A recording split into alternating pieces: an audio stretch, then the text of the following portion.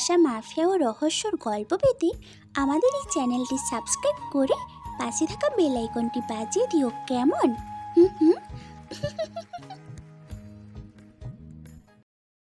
অফিসে বসে গভীর মনোযোগ দিয়ে কাজ করছে নেহাল আহমেদ। কদিন যাবৎ অফিসে কাজের চাপ অনেক বেশি। আসলে নেহাল আর তার বড় ভাই সালমান আহমেদ মিলে তাদের অফিস সামলায়, কিন্তু নেহালের বড় ভাই অফিসের কাজে অস্ট্রেলিয়া গিয়েছে। সেখানে একটা বড় ডিল রয়েছে, সেটা ফাইনাল হলে তাদের কোম্পানির যেমন উন্নয়ন হবে তেমনই দেশেরও উন্নয়ন হবে। তাদের বাবা এখন অবসরপ্রাপ্ত, তাই তার বদলে তারা দুই ভাই মিলেই কোম্পানিকে সামলাচ্ছে। ঢাকাতে নেহালদের বিশাল রাজপ্রাসাদের মতো একটা বাড়ি আছে। এছাড়া আরও বাড়ি রয়েছে সেসব ভাড়া দেওয়া। অর্থাৎ বলা যায় নেহালরা সোনার চামচ দিয়ে খাবার খায়, মানে ধনী পরিবার তারা। নেহালের পরিবারে আছেন তার বাবা রায়হান আহমেদ, মা আসমা বেগম, নেহাল আর সালমানের আদুরে ছোট বোন রুমি, বড় ভাইয়ের স্ত্রী মানে নেহালের ভাবি রুমানা খাতুন, আর কয়েকজন বিশ্বস্ত কাজের লোক। এদের নিয়েই নেহালের একান্নবর্তী পরিবার, সবাই একসাথে মিলেমিশে থাকে। এবার আসি নেহালের কথায়। নেহাল দেখতে সুদর্শন, স্মার্ট, হ্যান্ডসাম একটা ছেলে। সুঠাম দেহ, লম্বা, গায়ের রং ফর্সা, মুখে হালকা দাড়ি, চোখগুলো বড় বড়, চুলগুলো বড় আর সিল্কি, মানে একদম একটা হিরো।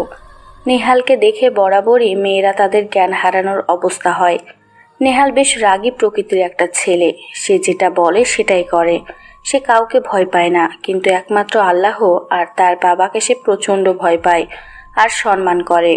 বাবার কোনো কথাই সে ফেলতে পারে না। এই তো 4 মাস আগে পড়াশোনা শেষ করলো নেহাল। ওর ইচ্ছে ছিল বন্ধুদের সাথে ঘুরে বেড়াবে, গার্লফ্রেন্ডকে নিয়ে লং ড্রাইভে যাবে, কিন্তু বাবার জন্য তার কিছুই হলো না। বাবার কথায় বাধ্য হয়ে অফিসে জয়েন করতে হলো। হ্যাঁ, নেহালের একজন প্রেমিকা আছে, নাম তার ঈশিতা। দেখতে বেশ সুন্দরী, ধনী পরিবারের। সারাদিন বন্ধুদের নিয়ে এই ক্লাব তো ওই ক্লাবে মজা মাস্তি করে। নেহাল ঈশিতাকে অনেক ভালোবাসে, ঈশিতাও নেহালকে অনেক ভালোবাসে, কিন্তু কাজের চাপে এই কয়েক মাস যাবৎ ঈশিতাকে আগের মতো সময় দিতে পারছে না নেহাল। এতে ঈশিতা বেশ নারাজ নেহালের উপর। নেহালের ফোনটা হঠাৎ বেজে ওঠে। নেহাল কাজ করতে করতে ফোনটা তুলে হাতে নিয়ে স্ক্রিনে তাকিয়ে দেখে ঈশিতার ফোন। নেহাল ফোন রিসিভ করে কানে দেয়।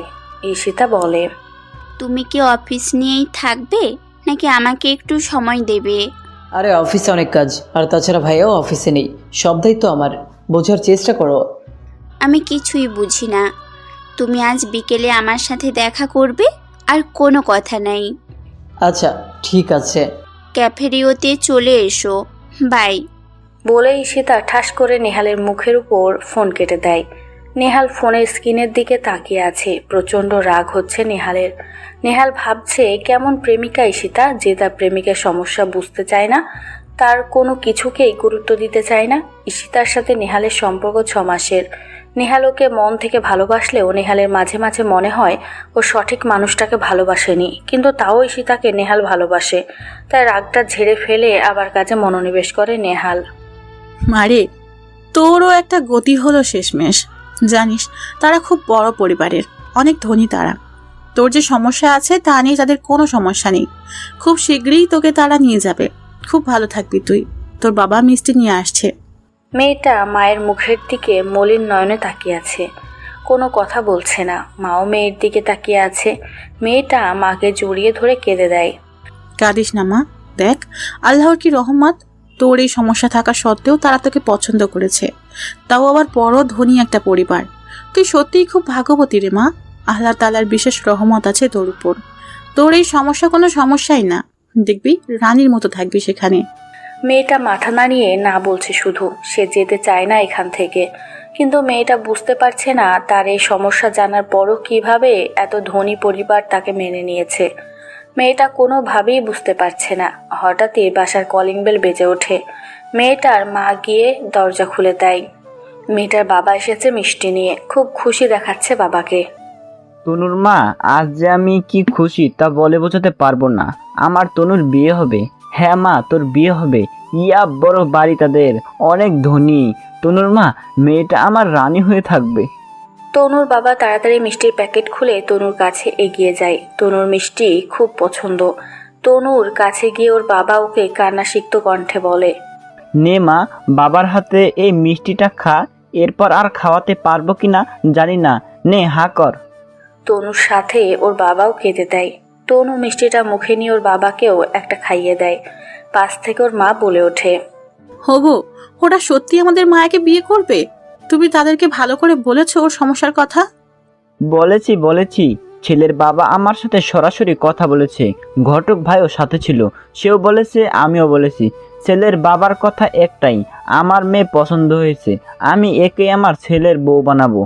আমার উপরে আমার পরিবারে কখনো কথা বলবে না। মেয়ের এই সমস্যা আমার কাছে কিচ্ছু না, সুতরাং আমার পরিবারের কাছেও এটা কিচ্ছু হবে না। আপনি নিশ্চিন্ত থাকুন। বিশ্বাস করবে না তনু মা, আমি যে তখন কি খুশি হয়েছি তা বলে বোঝাতে পারবো না। সত্যি ও খুব ভাগ্যবতী, নাহলে কজন মেয়ের কপালে এমন রাজ পরিবার জোটে। আল্লাহর কাছে কোটি কোটি শুক্রিয়া। সত্যি তনুর মা, আল্লাহর কাছে কোটি কোটি শুক্রিয়া। মারে, ভয় পাস না, তোর শ্বশুরটা অনেক ভালো, আশা করি সবাই তার মতো ভালো হবে। বিকেল 5:30। নেহাল ক্যাফে রিওতে আগে এসে বসে আছে। নেহাল সময়ের প্রতি যথেষ্ট যত্নশীল, তাই সে সব সময় নির্ধারিত সময়ে আগেই পৌঁছে যায়। ঠিক তেমনই আজও এসে অপেক্ষা করছে, কিন্তু ঈশিতা আধা ঘন্টা লেট করে আসে। নেহালের মনে মনে রাগ হলেও ঈশিতাকে বুঝতে দেয়নি। ঈশিতা এসে নেহালকে বলে, ইচ্ছে করেই দেরি করে আসছি, আমার সাথে দেখা করো না, সারাদিন কাজ আর কাজ। নেহাল অনেক কষ্টে নিজের রাগকে কন্ট্রোল করে বলল, কি খাবে? খাওয়া দাওয়ার পরে আগে বলো লং ড্রাইভে কবে যাবা? তোমার সাথে কিছু বিশেষ মুহূর্ত একান্তে কাটাতে চাই নেহাল। দেখ ঈশিতা, হাত ধরাধরি ঘোরাঘুরি, একসাথে বসে কথা বলা সব ঠিক আছে, বাট এইসব আমার মোটেও পছন্দ না। বিয়ের আগে যেটা সম্ভব না সেটা চিন্তা করাই ঠিক না। আমি তোমাকে ভালোবাসি, তোমাকে অপবিত্র করার ইচ্ছা আমার নেই। আচ্ছা, এমনি তো ঘুরতে যেতেই পারি, তাই না? নাকি তাতেও সমস্যা আছে? অবশ্যই সমস্যা আছে। তুমি জানো আমি এখন কতটা চাপের ভেতর আছি। অফিসের সম্পূর্ণ দায়িত্ব আমার কাঁধে। এখন লং ড্রাইভ কেন, এই যে দেখা করতে আসছি তাও পসিবল না। তাহলে তুমি যাবে না? বোঝার চেষ্টা করো, আমারও ইচ্ছে আছে তোমাকে নিয়ে ঘুরতে যাওয়ার, কিন্তু এখন সম্ভব না। তাহলে তুমি তোমার কাজ নিয়েই থাকো, আমি চললাম। আর থ্যাঙ্কস আমার মুডটাকে নষ্ট করার জন্য। বলেই সীতা উঠে রাগ দেখিয়ে চলে গেল। নেহাল আর রাগ কন্ট্রোল করতে না পেরে সামনে থাকা কাঁচের গ্লাসটা ধরে আছাড় মেরে ভেঙে ফেলে। এরপর গ্লাসের বিল দিয়ে চলে আসে। রাত 9:17। নেহালের বাবা রায়হান সাহেব বিশাল ড্রয়িং রুমে বসে আছে। তিনি কাজের লোকদের বলে সবাইকে ডাক দেন নিচে। সবাই দ্রুত চলে আসে, কারণ রায়হান সাহেবকে সবাই অনেক ভয় পায়। বেশ রাগী একটা লোক, তার রাগী স্বভাবটাই হয়তো নেহাল পেয়েছে। নেহালের মা অবাক হয়ে রায়হান সাহেবকে প্রশ্ন করেন, কি হলো, এভাবে সবাইকে একসাথে ডাকলে যে? বিশেষ কারণেই ডেকেছি তোমাদের। আমি একটা সিদ্ধান্ত নিয়েছি। কি বাবা, কি সিদ্ধান্ত আব্বু? আমাদের নেহাল এখন যথেষ্ট বড় হয়েছে, মাশাআল্লাহ। অফিসও খুব ভালোভাবে চালাচ্ছে, সবাই ওর প্রশংসা করছে। তাই আমিও চাই বাইরের সফলতার সাথে ও এবার সংসার জীবনেও সফল হোক। বুঝিনি বাবা। রায়হান সাহেব সোফার সাথে হেলান দিয়ে পায়ের উপর পা তুলে বলেন, তোর জন্য আমি একটা মেয়ে দেখতেছি এবং তার সাথেই তোর বিয়ে হবে। নেহাল সহ বাকি সবাই রায়হান সাহেবের কথা শুনে স্তব্ধ হয়ে যায়। নেহালের মা বিচলিত হয়ে বলেন, মানে কি? আমরা দেখবো না মেয়ে কেমন, কি তার পরিবার? আমরা না দেখি তুমি কিভাবে বিয়ে ঠিক করো? আমি সব দেখেছি। মেয়ে দেখতে মাশাআল্লাহ খুব সুন্দর আর ভদ্র। অনার্স 2য় বর্ষে পড়ে, খুব মিষ্টি একটা মেয়ে। নেহালের সাথে বেশ মানাবে। আর বাকি রইল পরিবার। মেয়ের পরিবার আমাদের মতো সোনার চামচ দিয়ে খাবার খায় না, তারা সাধারণ মানে মধ্যবিত্ত। নেহালের মা হতভম্ব হয়ে কড়া গলায় বলে, কি? আমার সোনার ছেলেকে তুমি গরিব ঘরের মেয়ের সাথে বিয়ে দেবে? এ অসম্ভব, কখনোই না। রায়হান সাহেব হুঙ্কার দিয়ে রাগীভাবে বলেন, আসমা, ভুলে যেও না তুমিও কোনো ধনী পরিবারের মেয়ে ছিলে না, আর আমিও এত ধনী ছিলাম না। আমরা দুজনে মিলে এই বিশাল সাম্রাজ্য বানিয়েছি, ভুলে যেও না। রায়হান সাহেবের রাগ দেখে সবাই ভীষণ ভয় পেয়ে যায়। রায়হান সাহেব এবার নেহালকে উদ্দেশ্য করে বলেন, সালমানের সাথে কথা হয়েছে, 4 দিন পরে ও আসছে, তারপর তোর বিয়ে। বাবা আমার কিছু বলার আছে। কি বল? আমি এই বিয়ে করতে পারবো না। রায়হান সাহেব আবার রেগে যান আর দাঁড়িয়ে বললেন, কি? কেন? বাবা রাগ করবে না, আমি একটা মেয়েকে খুব ভালোবাসি, ওকে ছাড়া আমি আর কাউকে বিয়ে করতে পারবো না। আমার সিদ্ধান্ত কি অগ্রাহ্য করেছিস? বাবা মেয়েটাও আমাকে ভালোবাসে, কিভাবে ওকে কষ্ট দিব বলো? তুমি তো বলেছো কাউকে কষ্ট দিতে না। ঠিক আছে, তাহলে এই মুহূর্তে ওই মেয়েকে তার পরিবার নিয়ে ডাক, আজই দেখা করব, আসতে বল। নেহাল দ্রুত সাইডে গিয়ে ঈশিতাকে ফোন দেয়। ঈশিতা ফোন রিসিভ করলে নেহাল বলে, হ্যালো ঈশিতা, তুমি এখনই তোমার পরিবারকে নিয়ে আমার বাসায় চলে আসো, না হলে বাবা আমাকে অন্য জায়গায় বিয়ে দিয়ে দিবে। ঈশিতা আশ্চর্য হয়ে বলে, কি এসব কি বলছো? খুলে বলো সব। এরপর নেহাল ঈশিতাকে সব খুলে বলে। ঈশিতা সব শুনে বলে, দেখো নেহাল, আমি বাবা মায়ের কাছে তোমার কথা এখনো বলিনি। তাছাড়া আমি এখন পার্টি মুডে আছি। এখন সংসার অ্যান্ড অল হোয়াট এবার এসব কিছুই করার আমার ইচ্ছে নাই। আমি এখন লাইফটা এনজয় করতে চাই। এখন বিয়ে করা আমার পক্ষে সম্ভব না। সরি। নেহাল হতভম্ব হয়ে বলে, ঈশিতা তোমার মাথা ঠিক আছে? আমাকে বিয়ে দিচ্ছে অন্য জায়গায়, আর তুমি আছো পার্টি মুডে। তুমি এখন না আসলে আমাকে অন্য জায়গায় বিয়ে দিয়ে দিবে। প্লিজ এমন করো না, তুমি জানো আমি তোমাকে কত ভালোবাসি। সরি নেহাল, আমি এখন তোমার ওই একান্নবর্তী পরিবারে যেতে পারবো না। রাখি। ঈশিতা আবারও ঠাস করে ফোন রেখে দেয়। নেহালের বিশ্বাস হচ্ছে না সে এতদিন যাবৎ এই মেয়েটাকে ভালোবাসতো। নেহাল মাথা নিচু করে সবার কাছে ফিরে যায়। লজ্জায় আর রাগে নেহাল শেষ হয়ে যাচ্ছে। রায়হান সাহেব এবার গলা উঁচু করে বললেন, কই, কি হলো? কোথায় তোর লাভার আসবে না? নেহাল মাথা নাড়িয়ে না বলে। রায়হান সাহেব অট্ট হাসি দিয়ে বলেন, 4 দিন পর নেহালের বিয়ে, সবাই প্রস্তুতি শুরু করো। হঠাৎ নেহালের ভাবি রুমানা বলে ওঠে, বাবা মেয়েটার সাথে একবার কি আমাদের দেখা করানো যায় না, যদি কিছু মনে না করেন? রায়হান সাহেব রাগী কণ্ঠে উত্তর দেন। না। বলেই উঠে উপর তার রুমে চলে যান। নেহাল এবার ওর মাকে বলে, মা আমি এই বিয়ে করবো না, আমি ঈশিতাকে বিয়ে করব। ওকে আমি পছন্দ করি। এই মেয়েকে তো আমি চিনি না, একে কোনোভাবেই আমি বিয়ে করব না। বাবা শান্ত হ, তোর বাবার রাগ কেমন তুই তো জানিসই। এখন আপাতত বিয়েটা কর, তারপর আমরা সবাই মিলে ওই ফকিন্নি মেয়েরে এই ঘর ছাড়া করব। আসছে আমার ছেলে বিয়ে করবে বড় ঘরের মেয়েকে, আর কে জানে কই থেকে কোন ছোট ঘরের মেয়ে তোর বাবাকে পটিয়েছে। তুই চিন্তা করিস না, ওই মেয়েকে 1 মাসের মধ্যে ভাগাবো আমরা। সত্যিই তো? আরে মা বলেছে মানে ভাগাবেই ভাই, তুমি কোনো চিন্তা করো না। ঠিক আছে, তাহলে আসুক ওই মেয়ে, আমিও দেখে নিব।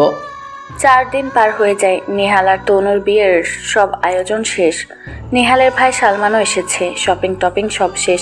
এদিকে নেহাল অনেকবার চেষ্টা করছে ঈশিতাকে বোঝাতে, কিন্তু ঈশিতা কোনোভাবেই রাজি হচ্ছে না। নেহালের প্রচণ্ড পরিমাণে রাগ হচ্ছে, না পারছে কিছু করতে, না পারছে সহ্য করতে। ওর মনের মধ্যে শুধু একটা কথাই চলছে, বাবা এভাবে কেন ওকে বিয়ে দিয়ে দিচ্ছে? নিশ্চয়ই এর মধ্যে কোনো রহস্য আছে, কিন্তু তা কি? কোনোভাবেই নেহাল তা বের করতে পারছে না। নেহালের বড় ভাইকে নেহাল কিছু জিজ্ঞেস করছে, বলছে বাবা যা করছে তোর ভালোর জন্যই, সো মেনে নে। নেহাল ওর রুমে দ্রুত হাঁটাহাঁটি করছে আর এসব ভাবছে, কারণ একটু পরই ওর বিয়ে। নিজে এত মানুষের মাঝে ওর যেতে ইচ্ছে করছে না, আসলে বিয়েটাই করতে ইচ্ছে করছে না ওর। আর ঈশিতার উপর যা রাগ হচ্ছে না নেহালের, তা বলার বাইরে। হঠাৎ সালমান এসে বলে, নেহাল আয়, বাবা ডাকছে। ভাইয়া আমি এই বিয়ে করব না, প্লিজ তোমরা বোঝার চেষ্টা করো। দেখ, বাবার উপর কথা বলিস না, চল। এরপর নেহালকে এক প্রকার জোর করেই নিচে নিয়ে আসে সালমান। নেহাল নিচে এসে দেখে অনেক অনেক লোক। সালমান ওকে নিয়ে সোজা ওদের বাবার কাছে চলে যায়। জি। বেআই সাহেব, বেআইন সাহেব। তনুর বাবা মা এগিয়ে আসে রায়হান সাহেবের কাছে। রায়হান সাহেব গলা উঁচু করে মুখ উজ্জ্বল করে একটা হাসি দিয়ে বলেন, নেহাল কখনোই বড়দের সাথে বেয়াদবি করে না, তাই সে তনুর বাবা মাকে সালাম দিল। তনুর বাবা বললেন, ওয়ালাইকুম আসসালাম বাবা। মাশাল্লাহ, একদম রাজপুত্রের মতো বেআই সাহেব, দীর্ঘজীবী হ বাবা। এ পর্যায়ে এসে নেহাল জানতে পারলো ওর হবু বউয়ের নাম তনু। নেহাল স্টেজের দিকে তাকায়, সেখানে অনেক লোকজন, তনুকে দেখা যাচ্ছে না। নেহাল দেখে তার মা আর ভাবি অন্য আত্মীয় স্বজনদের সাথে কথা বলছে। হঠাৎ নেহালের বোন রুমি এসে বলে, ভাইয়া হ্যাঁ বল। ভাবি অনেক সুন্দর, খুব মিষ্টি দেখতে, আমার পছন্দ হয়েছে। কিন্তু কে? জানো ভাবি, আমার সাথে একটা কথাও বলেনি, খালি হাসি দিয়ে আমাকে আদর করল। এই কথা ঠিক আছে, আসুক, সে তার খবর আছে। হ্যাঁ, এর বিচার চাই। এবার সালমান এসে বলল, বাবা, বিয়ের সময় হয়ে গেছে, কাজী সাহেব এসেছেন, নিহাল আয়। কথাটা শুনে নেহালের মুখ কালো হয়ে যায় মুহূর্তেই। রায়হান সাহেব বলে ওঠেন। এরপর সবাই স্টেজের কাছে চলে আসে। নেহালকে তনুর পাশে বসানো হয়। নেহাল তনুর নাম ছাড়া আর কিছুই জানে না, এমনকি ওকে এখনো দেখেনি। বিশাল ঘোমটা দিয়ে তনু বসে আছে। যাক, এরপর মহান আল্লাহ তাআলার ইচ্ছায় নেহাল আর তনুর বিয়েটা হয়ে যায়। তনুর পরিবার গরিব থাকায় নেহালের বাসায় বিয়েটা হয়েছিল। এদিকে নেহালের পরিবারের শুধু রায়হান সাহেবকেই তনুর আশেপাশে দেখা যাচ্ছে, বাকিরা অন্যদিকে সরে আছে। কিন্তু সবার মনে একটাই প্রশ্ন যে বউ কিছু বলে না কেন। সবাই দূর থেকে সব দেখছিল। এরপর তনুর বাবা মা অনেক কান্নাকাটি করে তনুকে নেহালদের কাছে দিয়ে চলে আসে। তনু সম্পূর্ণ একা একটা বিশাল বড় রুমে চুপটি করে বসে আছে।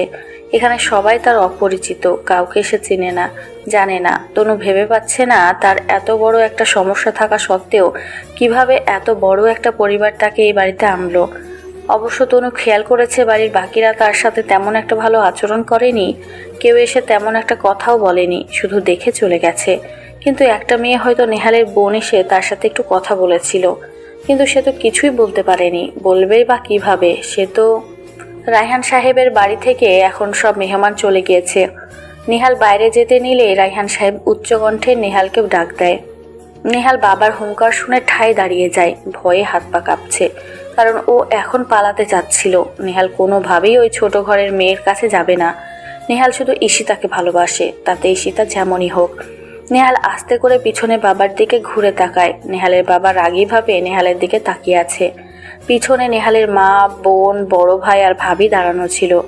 রায়হান সাহেব নেহালকে কাছে ডাক দেয়। নেহাল ভয়ে বাবার কাছে গিয়ে এগিয়ে যায়। নেহাল কাছে গেলে রায়হান সাহেব রাগী কণ্ঠে বলে ওঠেন। নেহাল আস্তে করে ভীতু কণ্ঠে বলে, বাবা, বন্ধুদের সাথে দেখা করতে যাচ্ছিলাম। সালমান তাড়াতাড়ি পিছন থেকে এগিয়ে এসে রায়হান সাহেবকে থামিয়ে নেহালকে ঠেলে জোর করে উপরে পাঠিয়ে দেয়। নেহাল হাজার না চাইতেও তার রুমে যেতে হয়। দরজার কাছে যেতেই দেখে নেহালের ভাবি রুমানা দাঁড়িয়ে আছে। নেহাল বলে, ভাবি তুমি? বাইরে, আমি জানি তোমার এখন ভেতরে যেতে ইচ্ছে করছে না। শোনো, তোমার আব্বার অনেক রাগ তোমার মতো, তাই আমাদের প্ল্যান করে এই ফকিন্নি মেয়েকে সরাতে হবে। তুমি একে এমন কষ্ট দিবে যাতে ও নিজেই পালিয়ে যায়, আর আমরা তো আছি। জি ভাবি, ঠিকই বলছেন, তাই করব আমি। এখন যাও ভেতরে, বাবা আবার এখানে দাঁড়িয়ে থাকতে দেখলে শেষ। যাও যাও। নেহাল দরজা ঠেলে ভিতরে ঢুকে আবার দরজা লাগিয়ে দেয়।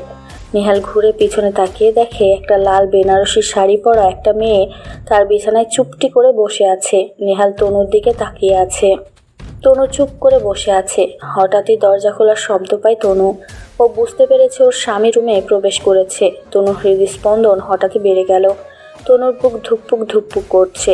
হাজারো চিন্তা মাথার ভিতরে ঘুরপাক খাচ্ছে। কি হবে সামনে এই ভেবেই তনুর গলা শুকিয়ে যাচ্ছে। তনু মনে মনে আল্লাহকে ডাকছে। নেহাল একটা দীর্ঘ নিঃশ্বাস ছেড়ে তনুর কাছে এগিয়ে গিয়ে রাগী কণ্ঠে বলে, দেখো, তোমাকে আমি পছন্দ করি না, আমি অন্য একটা মেয়েকে পছন্দ করি। সো তোমাকে আমার স্ত্রী হিসেবে আমি মেনে নিতে পারছি না। তুমি আর তোমার পরিবার মিলে আমার বাবাকে ভুলিয়ে ফাসলে এই বিয়েটা করেছ। আমি এই বিয়েটা মানি না। নেহাল কথাগুলো বলে চুপ করে দাঁড়িয়ে আছে। অপেক্ষায় আছে তনু কিছু বলবে, কিন্তু না, তনু কিছুই বলছে না, একটু নড়াচড়াও করছে না। নেহাল আবার বলে, তুমি কি আমার কথা বুঝতে পারছো? জোর করে এইভাবেই তুমি কখনো আমাকে পাবে না। তাই ভালোই ভালোই বলছি, কেটে যাও, না হলে আমার চেয়ে খারাপ কেউ হবে না। নেহাল কথাগুলো বলে আবার দাঁড়িয়ে আছে, কিন্তু এবারও তনু কিছু বলছে না। নেহালের এবার অনেক রাগ হয়, তাই আবারও বলে, এইভাবে চুপ করে আছো কেন? কিছু বলো। তনু সে আগের মতোই চুপ করে ঘোমটা দিয়ে বসে আছে। নেহালের এবার প্রচণ্ড রাগ ওঠে, তাই রাগের বশে বিছানায় উঠে তনুর ঘোমটা ধরে জোরে পিছনে ছুঁড়ে মারে। নেহাল দেখে তনুর গাল বেয়ে টপ টপ করে অশ্রু ঝরছে। এই প্রথম নেহাল তনুকে দেখল। তনু দেখতে অনেক সুন্দরী, ওর মধ্যে একটা মায়া আছে যে কেউ ওর মায়ে আটকে যাবে। আর তনুকে এখন কান্নাসিক্ত অবস্থায় আরও মায়াবী লাগছে। বাইরে থেকে ঝিকিমিকি আলো এসে তনুর অশ্রুর উপর পড়েছে, যার ফলে তনুকে এখন অন্যরকম লাগছে। নেহাল তনুর দিকে তাকিয়ে আছে এক দৃষ্টিতে, আর তনু নিচে তাকিয়ে শুধু কান্না করছে। অন্যদিকে নেহালের মা আর ভাবি কথা বলছে। নেহালের মা রুমানাকে বলছে, শোনো রুমানা, যেভাবে হোক এই মেয়েকে আমাদের তাড়াতেই হবে। এসব ছোট ঘরের মেয়ে আমার ছেলের বউ হবে তা কখনোই হয় না। মা, আপনি কোনো চিন্তাই করবেন না, শুধু দেখেন আমি কিভাবে এই মেয়েকে তাড়াই। ওকে এমন কষ্ট দেব যে ও নিজেই পালিয়ে যাবে। সাব্বাস, হ্যাঁ তুমি যা ইচ্ছা করবা, আমি তোমার সাথে আছি। আচ্ছা মা, তাহলে আপনি গিয়ে ঘুমিয়ে পড়ুন, অনেক রাত হয়েছে, আমিও আসছি। আচ্ছা। নেহালের মা চলে গেলে রুমানা কাকে যেন ফোন দেয়। হ্যাঁ হ্যালো, শোনো রেডি থাকো, আমি আসতে বললেই চলে আসবে। শোন, রেডি থাক, আমি আসতে বললেই চলে আসবি। এই রায়হান প্যালেস এবার সম্পূর্ণ আমাদের হবে, তুই নিজেকে ভালো করে রেডি কর। আচ্ছা রাখছি। রুমানা এরপর তার রুমে চলে যায় হাসতে হাসতে। রুমে গিয়ে দেখা সালমান শুয়ে আছে। রুমানা রুমে ঢুকতেই সালমান বলে ওঠে, দেখো রোমানা, কাজটা কিন্তু ভালো হচ্ছে না। বাবা কিন্তু অনেক রাগ করবে, তোমরা কাজটা ভালো করছো না। রুমানা এক লাফে সালমানের কাছে গিয়ে ওর উপর উঠে ওকে জড়িয়ে ধরে বলে, একদম চুপ, মা আমার সাথে আছে। তুমি কি বোকা নাকি? এই গরিব ঘরের মেয়ে রায়হান প্যালেসে মানায় নাকি? আমাকে দেখো, আমি কত কিছু নিয়ে এসেছি। ও কি নিয়ে আসছে? খালি হাতে মুখ উঠাইয়া চলে আসছে। তা যাই হোক, বাবা ওকে পছন্দ করেছে। তুমি বাবাকে চেনো না, সে অনেক রাগী। এসব জানতে পারলে সে অনেক রাগ করবে। কোনো রাগ করবে না, এই মেয়ে নিজেই ভেগে যাবে। তারপর তোমার কানটা এদিকে দাও, একটা কথা বলি, দেয়ালেরও কান আছে। কি বলছো? এটা অসম্ভব। অবশ্যই সম্ভব। আর এটা হলেই এই বাড়ির পুরো রাজত্ব তোমার আর আমার হাতে থাকবে, আমাদের হবে সব কিছু। দেখা যাক।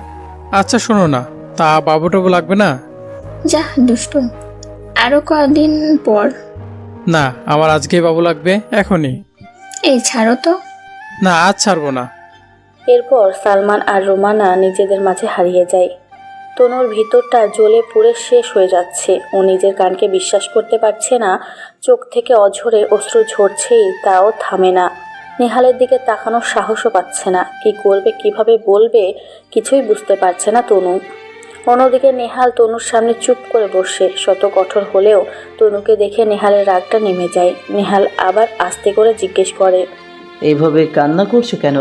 এটাই বাস্তবতা। আমি অন্য আরেকজনকে ভালোবাসি, তুমি কাউকে ভালোবাসো না। তনু উত্তরে কান্না করতে করতে মাথা নাড়িয়ে না বলে। নেহাল আবার বলে, তুমি কতটুকু পড়াশোনা করেছো? তনু এবার আস্তে আস্তে করে মাথা তুলে নেহালের দিকে তাকায়। তনু চুপ করে আছে, কিছু বলছে না, খুব অসহায়ের মতো তাকিয়ে আছে তনু নেহালের দিকে। তনু বুঝতে পারছে না নেহালকে কিছুই জানে না। নেহাল আবার বলে, কি হলো বলো। তনু চুপ। এবার নেহাল ভ্রু কুঁচকে রাগীভাবে বলে, তুমি কি কথা বলতে পারো না? বোবা নাকি? এরপর তনু মাথা নাড়িয়ে হ্যাঁ বলে। নেহাল যেন সাথে সাথে বিশাল বড় একটা ধাক্কা খায়। নেহাল কিছুটা পিছনে সরে যায়। নেহাল আবার দ্রুত জিজ্ঞেস করে, তুমি সত্যি কথা বলতে পারো না? তনু ইশারায় না বলে। নেহাল এক লাফে বিছানা ছেড়ে দরজা খুলে রায়হান সাহেব মানে ওর বাবার কাছে চলে যায়। বাবা, বাবা, বাবা। নেহালের উচ্চস্বরে ডাকাডাকিতে বাড়ির সবাই একত্র হয়ে যায়। রায়হান সাহেব দ্রুত দরজা খুলে বাইরে আসে, সাথে নেহালের মাও। রায়হান সাহেব নেহালকে শান্ত গলায় প্রশ্ন করেন, কি হয়েছে, এভাবে চিৎকার করছিস কেন?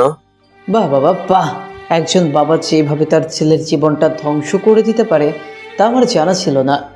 কিভাবে পারলে বাবা, কিভাবে? নেহালের মা নেহালের কাছে গিয়ে উত্তেজিত হয়ে প্রশ্ন করে, কি হয়েছে বাবা, তুই এভাবে বলছিস কেন? কি করেছে তোর বাবা? হ্যাঁ ভাইয়া, কি করেছে বাবা? হ্যাঁ রে, বাবা কি করেছে? বাবা আমার জীবনটাকে শেষ করে দিয়েছে। সে আমাকে শেষমেশ একটা বোবা মেয়ের সাথে বিয়ে দিয়েছে, যে কোনো কথাই বলতে পারে না। নেহাল চিৎকার করে কথাগুলো বলল, কি? আমার জীবনটা শেষ করে দিলে বাবা, একটা বোবা মেয়ে পেলে আমার জন্য।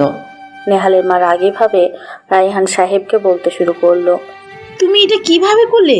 মানে কিভাবে আমার ছেলের জীবনটা এভাবে শেষ করলে? কি দোষ করেছিল ও? কেন ওই মুখপুরের কাছে আমার ছেলেকে বিয়ে দিলে কেন? রায়হান সাহেব হুঙ্কার দিয়ে বলে উঠলেন, আস্তে নেহালের মা, কি হয়েছে? মেয়েটা কথা বলতে পারে না? এক কথা বলা ছাড়া তো মেয়েটা সব দিক কিছুই ঠিক আছে।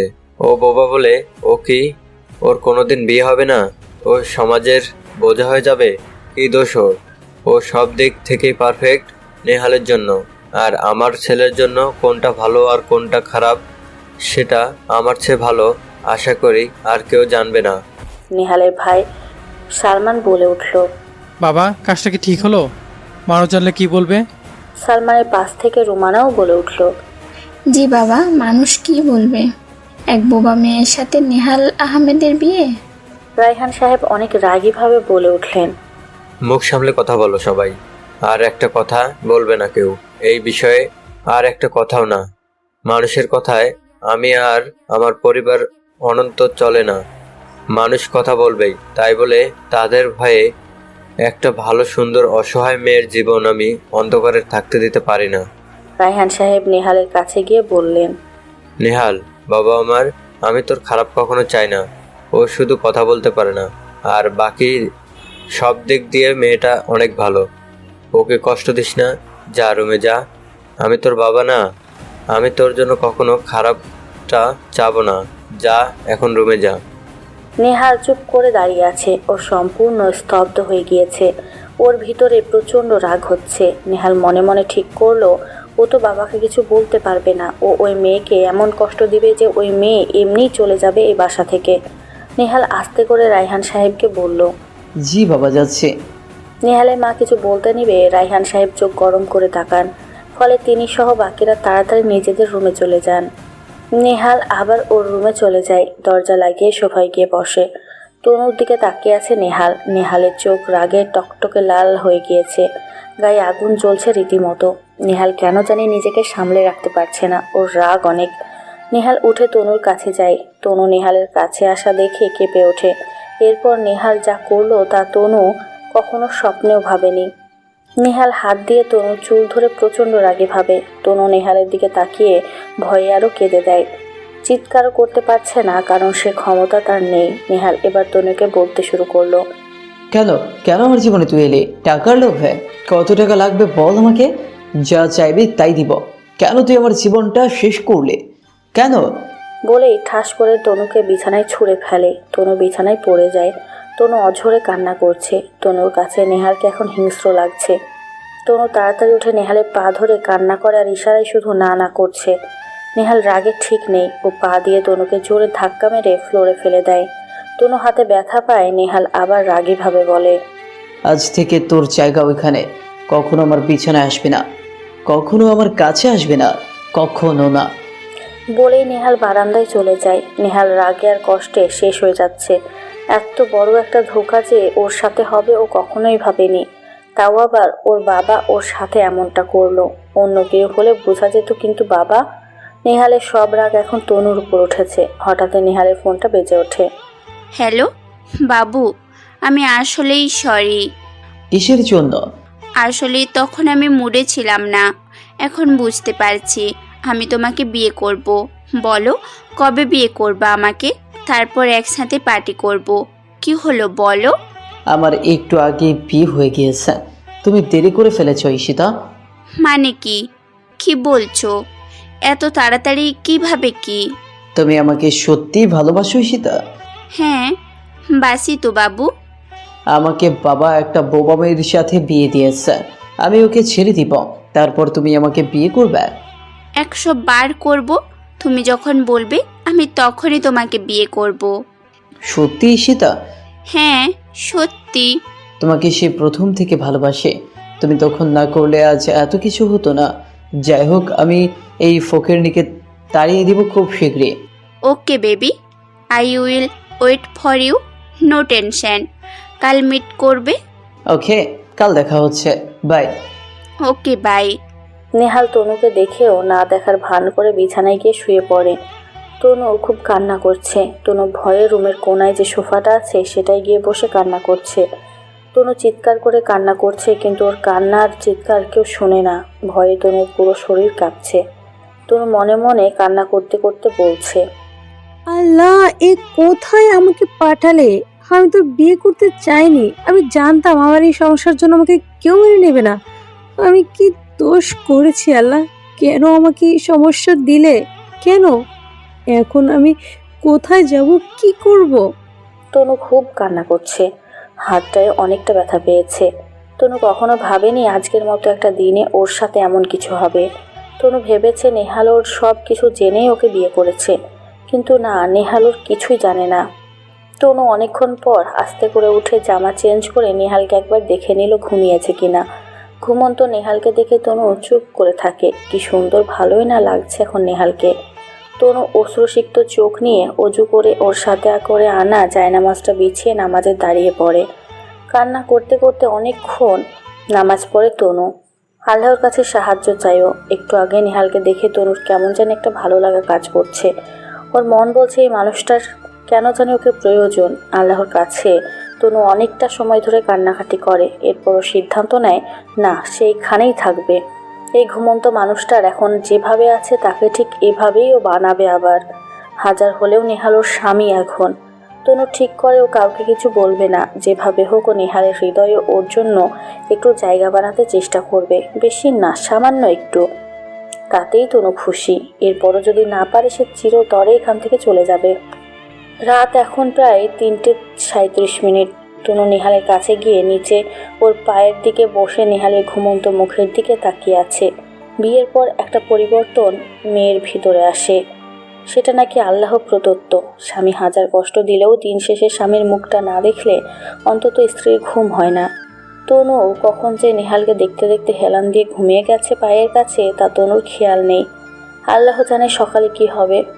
কি হলো তনুর মা, তুমি এভাবে উঠে পড়লে যে? আমাদের মেয়েটা কি ভালো আছে? ও সুখী হবে তো তনুর বাবা? হবে হবে, আল্লাহ ভরসা। শোনো, মনে রাখবে আল্লাহ যা করেন ভালোর জন্যই করেন। আমাদের তনুমার কপালে যে এমন রাজপরিবার লেখা থাকবে তা কে জানতো বলো? কেন জানি মনটা বলছে মেয়েটা বোধহয় কাছে অনেক। আজ জীবনে প্রথম আমাদের ছাড়াও এত দূরে, না জানি কেমন আছে। মায়ের মন আমার ভালো লাগে না। তুমি অযথা চিন্তা করছো। ও বাড়ির সবাই অনেক ভালো। তাছাড়া আমাদের জামাই বাবুও তো কত ভালো। আমাদের তনুমার অনেক খেয়াল রাখবে। দেখো কেন যে আমার মেয়েটা কথা বলতে পারে না, খুব কষ্ট হয় ওর জন্য জানো। এত সুন্দর রূপবতী আমার মেয়েটা শুধু কথা বলতে পারে না বলে আজ ওর কোনো মূল্য নেই। আচ্ছা, মানুষের সামান্য একটু সমস্যা থাকলে বুঝি তার মূল্য এভাবে কমে যায়? আসলে আমাদের সমাজটাই এরকম হয়ে গিয়েছে। এখানে নিচু শ্রেণীর মানুষদের ঘৃণা করা হয়। এখানে কালো মোটা ছেলে মেয়েদের অবহেলা করা হয়। আর যার সামান্য একটু শারীরিক সমস্যা আছে তাকে হিসেবের খাতা থেকে বাদ দেওয়া হয়। এই সমাজটা কি আমাদের নাকি গুটি কয়েক মানুষদের জন্য তনুর বাবা? জানি না, তবে এই সমাজে বেঁচে থাকতে হলে অনেক কিছু ত্যাগ করতে হয়। আর আমাদের মতো মানুষের আছে শুধু আল্লাহ। তিনি ছাড়া আর কেউ আমাদের সাহায্য করতে পারবেন না। আল্লাহ তাআলার উপর ভরসা রাখো, মেয়েটাকে তিনিই দেখে রাখবেন। হে আল্লাহ, শুনেছি তুমি খুব খুশি হলে নাকি মেয়ে সন্তান দাও। আল্লাহ, আমার বোবা মেয়েটাকে তুমি দেখে রেখো। আমিন। এরপর তনুর বাবা মা মনের মধ্যে হাজারো চিন্তা নিয়ে ঘুমিয়ে পড়েন। মেয়েদের বাবা মারা কখনো শান্তিতে ঘুমাতে পারে না। সবসময় মেয়ের চিন্তা লেগেই থাকে।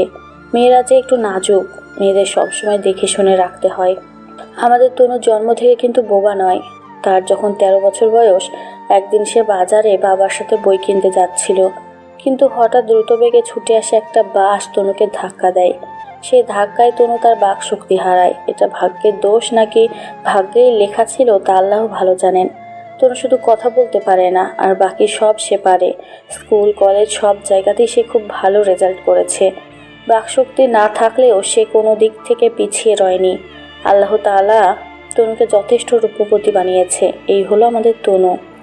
সকাল 8টা। হঠাৎ নেহালের ঘুম ভেঙে যায়। রাতে তার সাথে কি হয়েছে সব তার মনে আছে। মনে পড়তেই নেহালের রাগটা আবার উঠে যায়, কারণ তার সাথে অনেক বড় একটা ধোঁকা হয়েছে। নেহাল কোনোভাবেই এটা মানতে পারছে না। নেহাল আশেপাশে তাকিয়ে তনুকে না দেখে উঠে বসতেই দেখে তনু ওর পায়ের কাছে ফ্লোরে বিছানার সাথে হেলান দিয়ে ঘুমিয়ে আছে। নেহাল বিছানা থেকে নেমে তনুর কাছে গিয়ে ওকে জোরে জোরে ধাক্কা দেয় আর রাগী কণ্ঠে বলে, এই ছোট লোকের মেয়ে, ওঠ। তোকে কি ঘুমায় রাখতে বিয়ে করছি আমি? ওঠ। তনু নেহালের ডাকে আটকে ওঠে। ঘুম ভেঙে যায়। ভয়ে আবার হাত পা কাঁপাকাঁপি শুরু হয়। ভয়ে ভয়ে মলিন নয়নে নেহালের দিকে তাকায়। নেহাল ওকে দেখে একটু মায়া হলেও ওর বধিরত্বের কথা ভেবে আবার রাগটা উঠে যায়। নেহাল রাগী কণ্ঠে বলে, যা আমার জন্য কফি নিয়ে আয়, যা। তনু এক লাফে উঠে দাঁড়ায়, দ্রুত দরজা খুলে বাইরে বেরিয়ে যায়। আশেপাশে তাকিয়ে সিঁড়ি খুঁজে নিচে নামে। তনু কিছুই চিনতে পারছে না। একদম নতুন একটা বাসা, বিশাল বড়। হঠাৎ পিছন থেকে, ও আফা, কি লাগবে আপনার?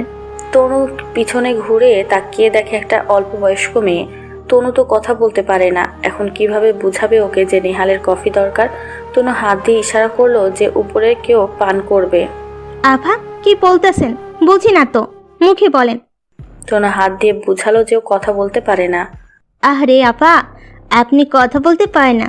ইস, আচ্ছা আবার বলেন তো কি লাগবে? তনু উপরে কোনায় নেহালের রুম দেখিয়ে রাগে ফেস করে পান করার মতো ইশারা করে। নেহাল ভাইয়ের কফি? তনু জোরে জোরে মাথা নাড়িয়ে হ্যাঁ বলে। ও বুঝেছি, আসেন আপনাকে আমাদের রান্নাঘরে নিয়ে যাই। এরপর মেয়েরা তনুকে রান্নাঘরে নিয়ে গেল। মেয়েটা কফি বানিয়ে তনুর হাতে দিল। তনু সেটা নিয়ে তাড়াতাড়ি উপরে যায়। রুমের ভিতরে ঢুকতেই তনু দেখে নেহাল শুধু একটা তোয়ালে পড়ে আছে। তনু জীবনে প্রথম এভাবে কাউকে দেখলো। নেহালের ফর্সা সিক্স প্যাক বডি দেখে তনুর লজ্জায় পুরো লাল হয়ে গিয়েছে। তনুর হাত সমানে কাঁপছে নেহালকে এইভাবে দেখে। তনু চোখ বন্ধ করে আস্তে আস্তে নেহালের কাছে এগিয়ে যায়। নেহাল তখন অন্যদিকে ফিরেছিল। তনু যে ওর রুমে ঢুকে পড়েছে তা নেহাল বুঝতে পারেনি। তনু কফি হাতে হাঁটতে হাঁটতে নেহালের সাথে গিয়ে আচমকা ধাক্কা খায়। নেহাল চমকে উঠে পিছনে ঘুরে তাকায়, দেখে তনু কফি হাতে দাঁড়িয়ে কাঁপছে চোখ বন্ধ করে। নেহাল দ্রুত কফিটা নিয়ে তনুকে বলে, নক করে আসতে হয় রুমের মধ্যে, জানিস না? তনু মাথা নিচু করে আছে। নেহাল আবার বলে, এইখানে দাঁড়িয়ে আছিস কেন? আমার খালি গা দেখবি? এইসব করতেই তো বিয়ে করেছিস, তাই না? নেহালের কথাটা শুনে তনু খুব কষ্ট পায়। একবার নেহালের চোখের দিকে তাকিয়ে দৌড়ে নিচে রান্নাঘরে চলে যায় তনু। তনু গেলে নেহাল বলে, জীবনে কখনো এতটা খারাপ হয়নি, কিন্তু এবার যে কতটা খারাপ হব তা কেউ জানবে না। তোকে এমন কষ্ট দিব যে তুই এই বাড়ি থেকে পালিয়ে যাবি, আর কখনো এই বাড়ির কথা ভাববি না। এ তো সবেমাত্র শুরু। কান্না করতে করতে তুই বাড়ি ছাড়বি। এরপর নেহাল ঈশিতার সাথে দেখা করার জন্য রেডি হয়। তনু চোখটা মুছে নিচে মিলির কাছে যায়। তনুকে দেখেই মিলি বলে ওঠে, আফা, আপনি কিছু আবার লাগবে? তনু মাথা নাড়িয়ে না বলে। তনু মিলিকে ইশারায় বুঝায় সেও নাস্তা বানাতে সাহায্য করবে। মিলি প্রথমে না বুঝলেও পরে বুঝে যায়। তনু মিলির সাথে বন্ধুত্ব করে ফেলে। তনু ভাজি রান্না করছে আর পাশ থেকে মিলি ওকে বলে, আফা, আপনার ইশারার কথা বুঝতে আমার কিন্তু খুব মজাই লাগে। তনু একটা হাসি দেয় আর ইশারায় বলে, বাকিরা কই? ভাবি তো প্রতিদিন সকালে রান্নাঘরে এসে পড়ে, আজ যে কেন আসলো না বুঝলাম না। খালামা খুব কম আসে, আমরা থাকতে তাকে আসতে দিই না। তনু ইশারায় বলে, নেহাল নাস্তায় কি খায়? মিলির একটু বুঝতে কষ্ট হলে ও ঠিক বুঝে নিয়েছে। মিলি বলে, আপনি নেহাল ভাইয়ের কথা বলার সময় এমন রাগি মুখ করেন কেন? তাই আপনার খুব মজাই লাগে। তনু লজ্জা পায় আর ভিতরে খুব কষ্টও পায়। ওর মনের খবর তো শুধু ও জানে। মিলি আবার বলে ওঠে, আচ্ছা, যা জিজ্ঞেস করছিলাম তা বলিনি। নেহাল ভাইয়ার তেলের খাবার খুব কম খায়। সে সালাদ, ফল, জুস এসব বেশি খায়। সকালে সে 2টা ব্রেড আর একটা ডিম আর জুস খায়, আর বাকিরা রুটি আর ভাজি খায়। খালুজান ধনী হলো তার বাঙালি খাবার প্রিয়, সে আমাদের মতোই রুটি ভাজি খায়। তনু মিলির কথা শুনে হাসি দিয়ে ভাজিটা খুব সুন্দর করে রান্না করে আর মিলির রুটি বানাচ্ছে। নাস্তা শেষ হওয়ার পর্যায়ে হঠাৎ তনুকে কে যেন পিছন থেকে জড়িয়ে ধরে। তনু প্রচণ্ড ভয় পায়। ও মা, ভাবি তুমি এত ভয় পেলে কেন? দেখি আসো, কোলাকুলি করি, ভয় চলে যাবে। নেহালের ছোট বোন রুমি কথাগুলো তনুকে বলল।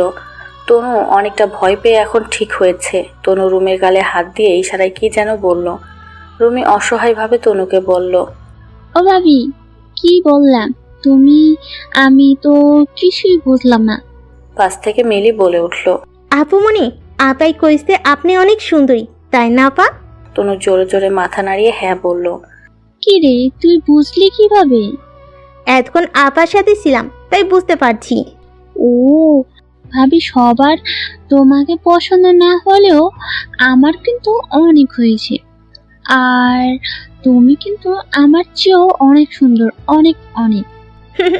হ, আসলে আপা অনেক সুন্দর, তারে দেখলে অনেক মায়া কাজ করে। হয়েছে, থাম। মিলি, দেখ তোর আপা লজ্জায় লাল হয়ে গেছে, আর বলিস না। তনু শুধু হাসতে ওদের কথা শুনে। রুমি মিলিকে বলল, মিলি, তুই এগুলো রেখে আয় যা। জি। মিলি চলে গেলে রুমি তনুকে প্রশ্ন করে, ভাইয়া তোমাকে মারছে ভাবি, বকা দিয়েছে, তুমি ঠিক আছো? তনুর চোখ সাথে সাথে অশ্রুতে ভরে যায় রাতের কথা ভাবতে। ওর ইচ্ছা হচ্ছে রুমিকে বলুক আমাকে সে কাল অনেক কষ্ট দিয়েছে, আমি অনেক ভয় পেয়েছি, কিন্তু তনু বলতে পারছে না। নীরবে চোখের পানি ফেলছে নিচে তাকিয়ে। রুমি তনুর চোখ মুছে দিয়ে দুগাল ধরে সান্ত্বনার সহিত বলে, জানি ভাবি, সব জানি। আমার ভাইয়াটা বাবার মতো, খুব বদ, রাগী, রাগ হলে মাথা ঠিক থাকে না। ভাইয়া আগে এমন ছিল না, কিন্তু এই ঈশিতা নামের কোনো মেয়ে আসার পর ভাইয়া এমন হয়েছে। তুমি প্লিজ কষ্ট পাইও না, আমি আছি তোমার সাথে সব সময়। তোমার যখন যা লাগবে, যা কিছু, যে কোনো প্রকার হেল্প আমাকে বলবা। আর তুমি কথা বলতে পারো না, এতে আমার কোনো সমস্যা নেই। জানো, আমার বান্ধবীরা আমাকে বলে বেশি কথা বলবি না, না হলে হায়াত কমে যাবে। সেখানে তুমি তো কথাই বলো না, তাহলে বুঝো ব্যাপারটা।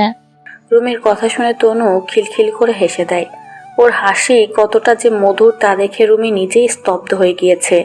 তনু ইশারায় রুমিকে বুঝিয়ে বলল, তুমি অনেক ভালো, আজ থেকে আমিও তোমার বান্ধবী। সত্যি? তনু মাথা নাড়িয়ে হাসি দিয়ে হ্যাঁ বলে। রুমিও হাসি দিয়ে বলে, চলো নাস্তা করে আসি, সবাই চলে আসবে একটু পরে। তনু মুখটা মলিন করে রুমিকে ওর জামা দেখায়। রুমি বলে, আচ্ছা যাও, আগে ফ্রেশ হয়ে আসো, তার মধ্যে সবাই এসে পড়বে। তনু হাসি দিয়ে মাথা নাড়িয়ে আচ্ছা বলে। তনু আর রুমি একসাথে রান্নাঘর থেকে বের হতেই তনুর শাশুড়ি ওদের থামায় আর বলে, মহারানীর মুখে হাসি কত, রাজপ্রাসাদে আইসা ছোট ঘরের মেয়ের পাখা গজিয়েছে। রুমি পাশ থেকে বলে উঠল, মা, এসব কি বলছো ভাবিকে? ভাবি তোমাদের জন্য সেই সকাল থেকে কষ্ট করে নাস্তা বানিয়েছে, আর তুমি কি সব যা তা বলছো? হঠাৎ পিছন থেকে রুমানা মানে বড় ভাবি এসে বলল, তো কি হয়েছে, বানাবে না? আমিও তো কষ্ট করে নাস্তা বানাই, বাড়ির বউ সে, এটা তার দায়িত্ব। উফ, টুনু ভাবি তুমি উপরে যাও তো, এদের মাথা ঠিক নেই।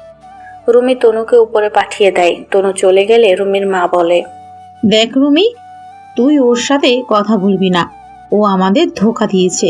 ও ফকিনি একটা মেয়ে, ওর সাথে আমাদের যায় না, ওর থেকে দূরে থাকবি। মা, আমি পড়ালেখা করেছি, অশিক্ষিত মেয়ে আমি না। কোনটা ভালো আর কে খারাপ সবই আমি বুঝি। আমার যেটা বা যাকে ভালো লাগবে আমি তার সাথেই থাকবো। বলেই রুমিও উপরে চলে যায়। রুমে উপরে গেলে নেহালের মা রুমানাকে বলে, মেয়েটা একদম বোকা, এই বোবা মেয়েকে ও সাপোর্ট করে। আরে মা ছাড়ুন তো, বাচ্চা মেয়ে, বয়স হলে সব বুঝবে। ওই তো বাবা নামছে, চলুন চলুন। এরপর তনু ফ্রেশ হয়ে একটা নীল শাড়ি পরে নিচে আসে। সবাই ওর দিকে হা করে তাকিয়ে আছে। তনু কোনো মেকআপ করেনি, একদম সাধারণভাবে শাড়ি পরে এসেছে। কিন্তু এই সাধারণের মাঝেও তনুকে বেশ না অসম্ভব সুন্দর লাগছে। মিষ্টি মায়াবী মুখখানা তনুর, সত্যি কোন অপ্সরা থেকে কম নয় তনু। নেহাল বেশ কিছুক্ষণ তনুর দিকে বিভোর হয়ে তাকিয়েছিল। হঠাৎ রায়হান সাহেবের কথা শুনে নেহালের হুঁশ ফিরে। মাশাল্লাহ মাশাল্লাহ, বাহ কি সুন্দর মিষ্টি লাগছে আমাদের তনু মামুনিকে, একদম আমার মায়ের মতো। ছোটকালে মাও তোর মতো সাধারণভাবে থাকতো, কিন্তু তাকে অনেক সুন্দর লাগতো। বাবা তো মাকে ছাড়া কিছুই বুঝতো না। আর আজকালকার মেয়েরা এক গাদা মেকআপ লাগিয়ে আসল সৌন্দর্যটাই হারিয়ে ফেলে। টেবিলে রুমানা বসা ছিল সালমানের সাথে। রায়হান সাহেবের এই কথায় রুমানা অনেক লজ্জা পায়, কারণ রুমানা সাজুগুজু করতে অনেক পছন্দ করে। মাসে তার রূপচর্চার পিছনে 20 থেকে 30,000 টাকা খরচ করে রুমানা। রুমানার রাগ হচ্ছে তনুকে দেখে। রুমানা মনে মনে বলে, তোর রূপের ঝলক আমি বের করবো নেদিন, তারা সুযোগ পেয়ে নিয়ে একবার। রায়হান সাহেব আবার বলেন, তনুমা, নেহালের পাশে বস, তোদের একসাথে একটু দেখি। পাশে বসা নেহালের মা মনে মনে বলছেন, শখ কত, একটা বোবা মেয়েকে আজ প্রথম দিনেই মাথায় তুলে ফেলেছে। যত সব। মেয়ে, তোকে যদি আমি এই বাসা থেকে বের না করি দেখিস। তনু বাবাকে ইশারা করে বলল, না আমি সবাইকে নাস্তা বেড়ে দিচ্ছি। রায়হান সাহেব বললেন, আচ্ছা দে মা। এরপর তনু সবাইকে নাস্তা বেড়ে দিল নিজ হাতে। নেহাল রাগীভাবে চুপচাপ বসে আছে আর ওর ব্রেড আর ডিম খাচ্ছে, সাথে বাকিরাও খাচ্ছে। নেহাল খেতে খেতে সবার দিকে চোখ বোলায়। এ কি, সবাই কেমন মনোযোগ দিয়ে খাচ্ছে তো খাচ্ছে। নেহাল ওর বাবার দিকে তাকিয়ে দেখে তার চোখে পানি। নেহাল প্রশ্ন করে, এ কি বাবা, তুমি কাঁদছো কেন? রায়হান সাহেব চোখ মুছে প্রশ্ন করেন, আজ নাস্তা বানিয়েছে কে, বিশেষ করে ভাজিটা? মিলি রান্নাঘর থেকে দৌড়ে এসে বলে, খালুজান আজকে নাস্তা আমাদের ছোট ভাবি বানাইছে। কোনো সমস্যা হয়েছে খালুজান? মায়ের হাতে সেই ভাজিটা স্বাদ আজও এতদিন পরে পেলাম। তনুমা এদিকে আয়, তোকে মন ভরে দোয়া করে দেই, তুই সত্যি আমার মায়ের মতো। তনু কাছে গেলে রায়হান সাহেব ওর মাথায় হাত বুলিয়ে দোয়া করে দেন আর বলেন, আজ থেকে তোর নাস্তা ছাড়া আমি খাবই না। রায়হান সাহেব বেশ কঠোর আর গম্ভীর একজন মানুষ। তার এই রূপ খুব কমজনই দেখেছে। বাকিরা সবাই হতভম্ব হয়ে গেছে রায়হান সাহেবকে দেখে। নেহাল এই সুযোগে একটু ভাজি চেখে দেখলো, না আসলেই অনেক মজা হয়েছে। কিন্তু নেহাল কোনোভাবেই তনুকে মেনে নিতে পারবে না। তার কারণ দুটো, এক, ঈশিতাকেও অনেক ভালোবাসে, দুই, ওকে ধোঁকা দিয়ে বিয়ে দেওয়া হয়েছে, যার কারণে তনুর মোহতে নেহাল জড়াবে না। সালমানার রুমে বলে উঠল, আসলে ভাবির হাতে জাদু আছে, আমি তো খেতে খেতে হারিয়ে গিয়েছি। ঠিক বলেছিস রুমি, আমিও হারিয়ে গিয়েছিলাম। সালমান এই কথা বলে পাশে তাকিয়ে দেখে রুমানা রাগে লাল হয়ে আছে, চোখে মনে হয় আগুন জ্বলছে। ওর নাস্তার প্রশংসা এভাবে কখনো কেউ করেনি। সালমান তাড়াতাড়ি বলে উঠল, আমাদের রোমানাও কিন্তু অনেক ভালো নাস্তা বানায়, তাই না? নেহালের মা এবার জোর গলায় বলে উঠল, হ্যাঁ হ্যাঁ, খুব ভালো নাস্তা বানায়। এটা কোনো নাস্তা হলো? রুমানা, তোমার নাস্তায় সবচেয়ে ভালো হয়। রুমানা মুহূর্তে বিজয়ের একটা হাসি দেয়, কিন্তু সেটা পরক্ষণেই হারিয়ে যায় রায়হান সাহেবের একটা কথায়। তিনি বলে ওঠেন, তাহলে সবার আগে তোমার নাস্তা শেষ হলো কিভাবে? তনু মুচকি হাসে দেয়, যেটা নেহালের চোখ এড়ালো না। এবার নেহাল গম্ভীর কণ্ঠে বলে উঠল, মা, আমার নাস্তা শেষ, আমি বাইরে যাচ্ছে, একটা কাজ আছে। রায়হান সাহেব বলে উঠলেন, দাঁড়া, বউকে রেখে একা একা কোথায় যাচ্ছিস? ওকে সাথে নিয়ে যা। আর এই সকাল সকাল তোর কিসের কাজ? নেহাল বাবার প্রশ্নে থতমত খেয়ে গেছে। এখন কি বলবে ভয়ে বুঝতে পারছে না। কিন্তু হঠাৎই তনু পাশ থেকে রায়হান সাহেবকে ইশারায় বলল, বাবা আমি যাব না, সে যাক, আপনি কিছু বললেন না। রায়হান সাহেব একটা হাসি দিয়ে বললেন, দেখেছিস, এই হলো বৌমা, তাড়াতাড়ি আসিস, যা। নেহাল জি বলে দ্রুত বাসা ত্যাগ করে আর গাড়ি নিয়ে চলে যায় ঈশিতার কাছে। নেহাল গাড়ি নিয়ে প্রথমে ঈশিতার বাসার নিচে গিয়ে দাঁড়ায়। ঈশিতাকে কল দেয়। কয়েকবার দেওয়ার পর ঈশিতা কল ধরে। নেহাল বলে, কই তুমি? আমি বাসার নিচে দাঁড়িয়ে এসে কখন থেকে ফোন দিয়েই যাচ্ছি, তোমার কোনো খবর নাই? নিচে আসো। ঈশিতা ঘুমকাতুরে গলায় বলে, আরে এত সকালে এসে পড়েছো কেন? আচ্ছা আসছি, দাঁড়াও। এরপর প্রায় 45 মিনিট পর ঈশিতা নেমে আসে। নেহাল দেখেছে ঈশিতার কাছে আসলেই ওকে ধৈর্যের পরীক্ষা দিতে হয়। নেহাল সব ভুলে ঈশিতার দিকে তাকায়। এক গাদা মেকআপ লাগিয়ে ওয়েস্টার্ন জামা পরে এসেছে। তনুকে দেখার পর ঈশিতাকে কেমন জানি অগোছালো লাগছে। ও কিন্তু সুন্দর করেই সেজে এসেছে, কিন্তু নেহালের কেন জানি ওকে ভালো লাগছে না। শরীরের আকর্ষণীয় অংশগুলো বেরিয়ে আছে ঈশিতার। নেহালের কেমন জানি রাগ আর অস্বস্তি হচ্ছে। ঈশিতা এসে বলে, সরি ডিয়ার, তোমার জন্য সেজে আসলাম। কেমন লাগছে? হট লাগছে না? নেহাল ভ্রু কুচকে বলল, আচ্ছা, তুমি শাড়ি পরতে পারো না? শাড়িতে মেয়েদের কত সুন্দর লাগে তুমি জানো? হোয়াট? শাড়ি? আমি জীবনেও কখনো শাড়ি পরিনি আর পরবো না। শাড়ি কে পরে? আমার ওয়েস্টার্ন ড্রেস পছন্দ, আমি এতেই কমফোর্টেবল বোধ করি। কিন্তু ঈশিতা, এই ড্রেসে তোমার অনেক কিছুই দেখা যাচ্ছে, আমার ভালো লাগছে না। হেই বেবি, তোমার কি হয়েছে বলো তো? আজ এরকম করছো কেন? আগেও তো কত পড়েছি, কই তখন তো কিছু বলনি। কি হয়েছে আজ? আসলেই তো, আমি আগে তো ঈশিতাকে এভাবে কত দেখেছি, আজ কেন ওকে আমার খারাপ লাগছে? সব ওই মেয়ের জন্য। দাঁড়া, আজ তোর শাড়ি পরার বের করছে।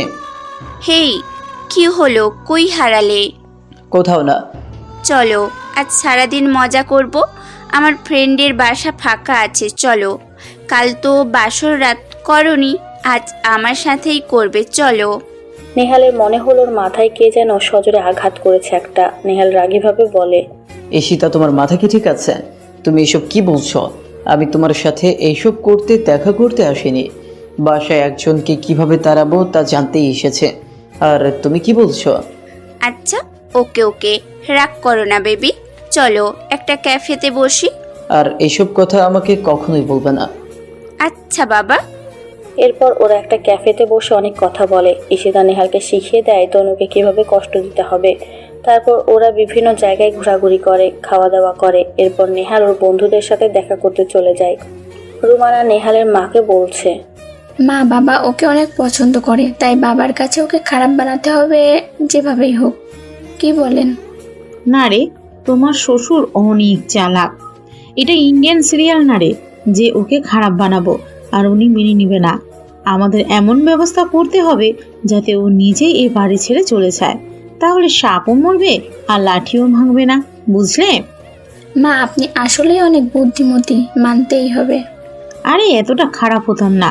ছেলেটা কোনোভাবেই ওকে মেনে নিচ্ছে না, তাই মা হয়ে ছেলের কষ্ট কখনো দেখতে পারবো না। আর আমার নিজেরও পছন্দ না ওকে। এক কাজ করি, আজ ওকে নিয়ে বাসার সব কাজ করাই, রান্না, কাপড় ধোয়া, ঝাড়ু দেওয়া, সব। হ্যাঁ হ্যাঁ, করাও, যাও। কাজে চোটে পালিয়ে যাবে না। আচ্ছা মা, তাহলে আমি দিয়ে আসি। তনু রান্নাঘরে মিলির সাথে বসে ইশারায় কি যেন বলা বলি করছিল। হঠাৎ রুমানা এসে তনুকে কড়া গলায় বলল, এই মেয়ে শোনো, আজ থেকে রান্না বান্না, কাপড় ধোয়া, সব পরিষ্কার করা সব তুমি একা করবে, এটা মায়ের হুকুম। পাশ থেকে মিলি বলে ওঠে, কি বলতেছেন বড় ভাবি? আমরা থাকতে উনি কেন করবে?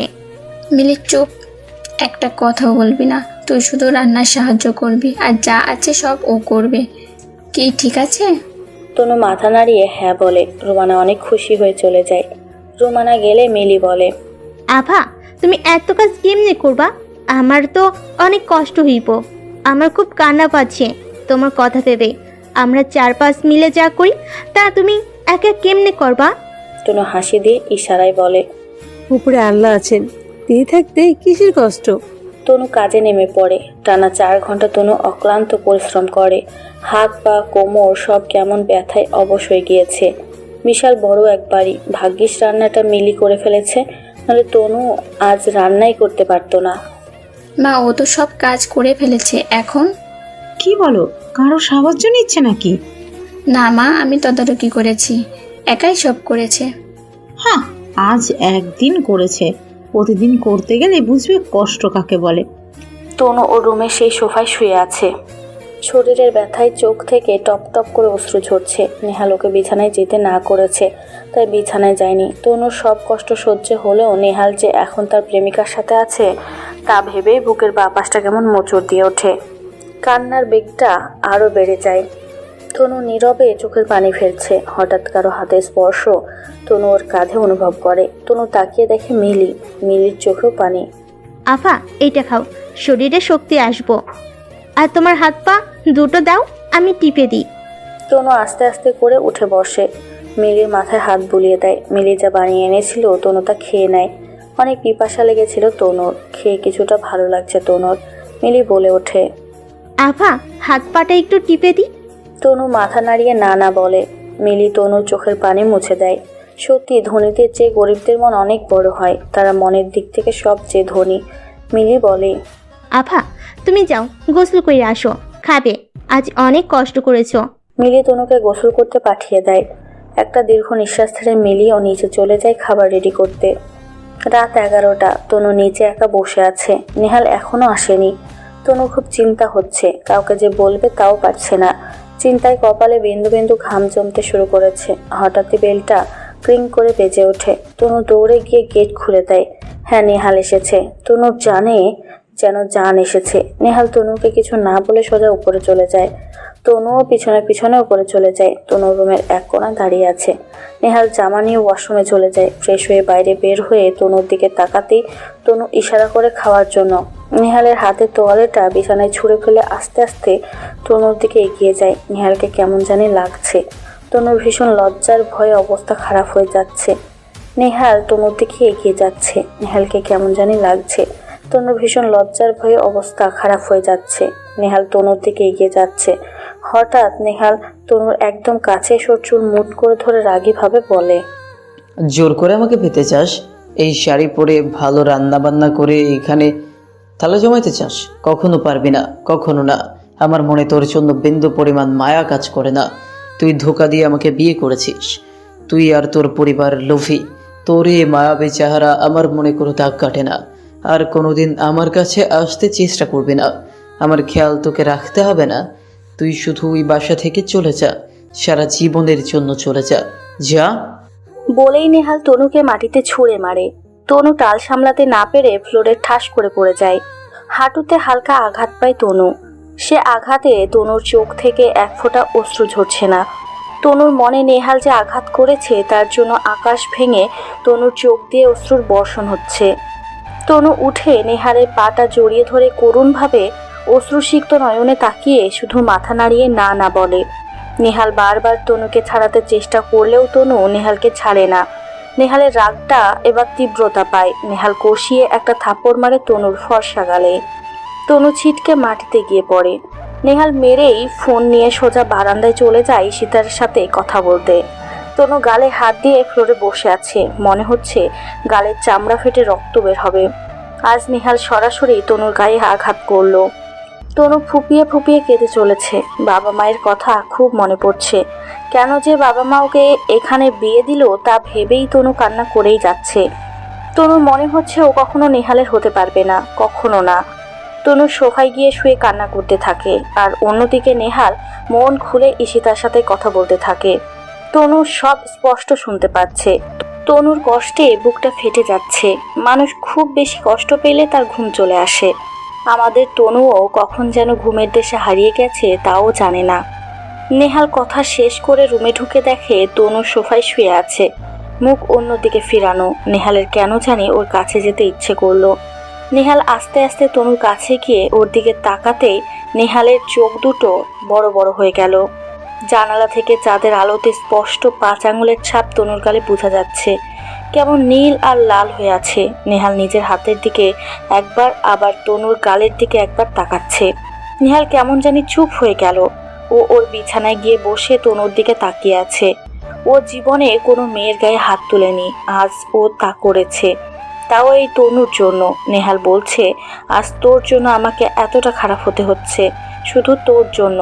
নেহাল আর কিছু না ভেবে চুপচাপ ঘুমিয়ে পড়ে। সকাল 7টা। তনুর ঘুমটা ভেঙে যায়। গালটা কেমন ভারী হয়ে আছে আর অনেক ব্যথাও করছে। তনু উঠে ওয়াশরুমে যায়। আয়নায় তাকিয়ে দেখে দাগটা তেমন নেই, কিন্তু ব্যথা আছে অনেক। কোনো রকম ফ্রেশ হয়ে তনু বাইরে আসে। এসে একটু নেহালের কাছে যায়। সকালে স্নিগ্ধ রোদ এসে নেহালের মুখে পড়ছে। খুব সুন্দর লাগছে নেহালকে। তনু কিছু সময় নেহালকে মন ভরে দেখলো। তারপর পর্দাটা টেনে দিয়ে নিচে চলে এলো, যাতে রোদের আলোতে নেহালের ঘুম নষ্ট না হয়। এরপর তনু নিচে নাস্তা বানাতে চলে আসে। নাস্তার টেবিলে সালমান বলে উঠল, বাবা, আমাদের 1 সপ্তাহের জন্য ঢাকার বাইরে মানে সিলেটে যেতে হবে। ওখানে কিছু পেপারস ওয়ার্ক আছে, তোমাকে যেতে হবে। কি বলছিস? আচ্ছা, কাজ যেহেতু যেতেই হবে তাহলে নেহাল তুই এদিকটা সামলা আর বৌমাকে নিয়ে ঘোরাঘুরি করিস, ওর যেন কোনো কষ্ট না হয়। নেহাল তনুর দিকে তাকিয়ে রায়হান সাহেবকে বলল, জি বাবা। সবাই নাস্তা খাচ্ছে। তনু মনে মনে খুব ভয় পাচ্ছে, কারণ ওর বোঝা হয়ে গিয়েছে যে বাবা না থাকলে ওর উপর কতটা অত্যাচার চলবে। কিন্তু নেহালের জন্য তনু সব সহ্য করতে রাজি আছে। রুমানা মনে মনে ভাবছে, এই তো সুযোগ পেয়েছি তনু, এই 1 সপ্তাহে তুমি আউট আর আমার ইন হবে। Just wait and see. নেহালের মাও ভাবছে, এই 1 সপ্তাহে তোকে এই বাসা থেকে বের করব। তোর মতো ফকিন্নি মেয়ের কোনো জায়গা নেই এই বাসায়, তার উপর আবার বোবা। নেহালও খেতে খেতে ভাবছে, তনু, এবার তোকে আর কেউ বাঁচাতে পারবে না। বাবার ভয়ে কিছু বলতে পারিনি, এবার গেম শুরু। সবার খাওয়া শেষ হলে যে যার কাজে চলে যায়। রুমি ভার্সিটিতে, সালমান আর রায়হান সাহেব সিলেটের উদ্দেশ্যে রওনা দেয়। নেহালও অফিসের জন্য চলে যায়। এখন বাসায় শুধু নেহালের মা, রুমানা, তনু আর সার্ভেন্টরা। নেহালের মা সব সার্ভেন্টদের ডাক দেন আর বলেন, তোমরা ছুটি চেয়েছিলে না? যাও, আজ থেকে 6 দিন তোমাদের ছুটি।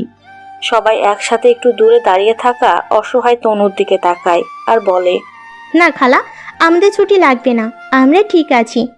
নেহালের মা রাগী কণ্ঠে বলে, লাগবে না মানে? অবশ্যই লাগবে। তোমরা এখন ছুটিতে না গেলে এই মাস না, আগামী 2 মাস 1 টাকাও বেতন দেব না। তনু দাঁড়িয়ে সব শুনছিল ও বুঝতে পারছে নেহালের মায়ের উদ্দেশ্য কি। তনু ইশারায় দূর থেকে দাঁড়িয়ে সবাইকে যাওয়ার জন্য বলে। সবাই মনে মনে না যেতে চাইলেও তনুর আকুতিকে না করে না। সবাই বলে, খালা আমরা যাব, তবে রুমানা ভাবে পাশ থেকে দ্রুত বলে ওঠে, তবে আবার কি? মিলি এখানে থাকবে, ওকে না থাকতে দিলে আমরা কেউ যাব না। তাতে আপনারা যদি 1 বছরেও বেতন না দেন তাও। নেহালের মা বিরক্তি নিয়ে বলে, আচ্ছা, ও থাকবে না, তোমরা যাও। এরপর মিলিকে রেখে সবাই তনুর সাথে দেখা করে অসহায়ভাবে চলে যায়। মিলিকে বলে যায় তনুর খেয়াল রাখতে। সবাই গেলে মিলিকে ডেকে নেহালের মা বলে, রান্নাঘরের কাজ শুধু তোর, আর কোনো কাজ করবি না। মিলি ভয়ে আচ্ছা বলে। নেহালের মা মিলিকে রান্নাঘরে পাঠিয়ে দিয়ে তনুকে ডাক দেয়। তনু ওনাদের সামনে এসে মাথা নিচু করে দাঁড়ায়। নেহালের মা কড়া গলায় বলে, ঘরের সব কাজ তুমি করবে, একটা কাজও যেন বাকি না থাকে। যাও, কাজ করো।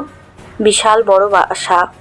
তনু অক্লান্তভাবে পরিশ্রম করেই যাচ্ছে। ঘর পরিষ্কার, কাপড় ধোয়া, ঘর মোছা, থালা বাসন ধোয়া ইত্যাদি সব কাজ তনু একা করতে থাকে। এছাড়া নেহালের মায়ের পায়ের মালিশ করা, রুমানা ভাবির জন্য কফি বানানো সহ আরও অনেক কাজ দিয়ে তনুর উপর শারীরিক অত্যাচার চলতে থাকে।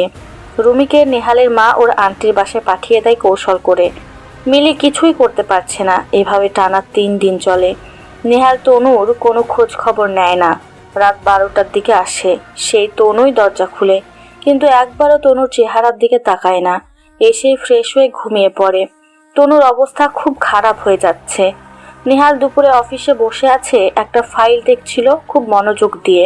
হঠাৎ, ভাউ ধর বেটা, ভয় পেয়ে গেছে। আর নাবিল যে, কেমন আছিস দোস্ত? বেরিতে কবে এলে? ভালো দোষ, এই তো 3 দিন হলো। তোর খবর কি? আছি কিছু ঝামেলায়। তা হঠাৎ বেরিতে? বিয়ে করতে এসেছি মাম্মা। আরে ভালো তো, টাকা অনেক পছন্দ হলো। মা দেখেছো?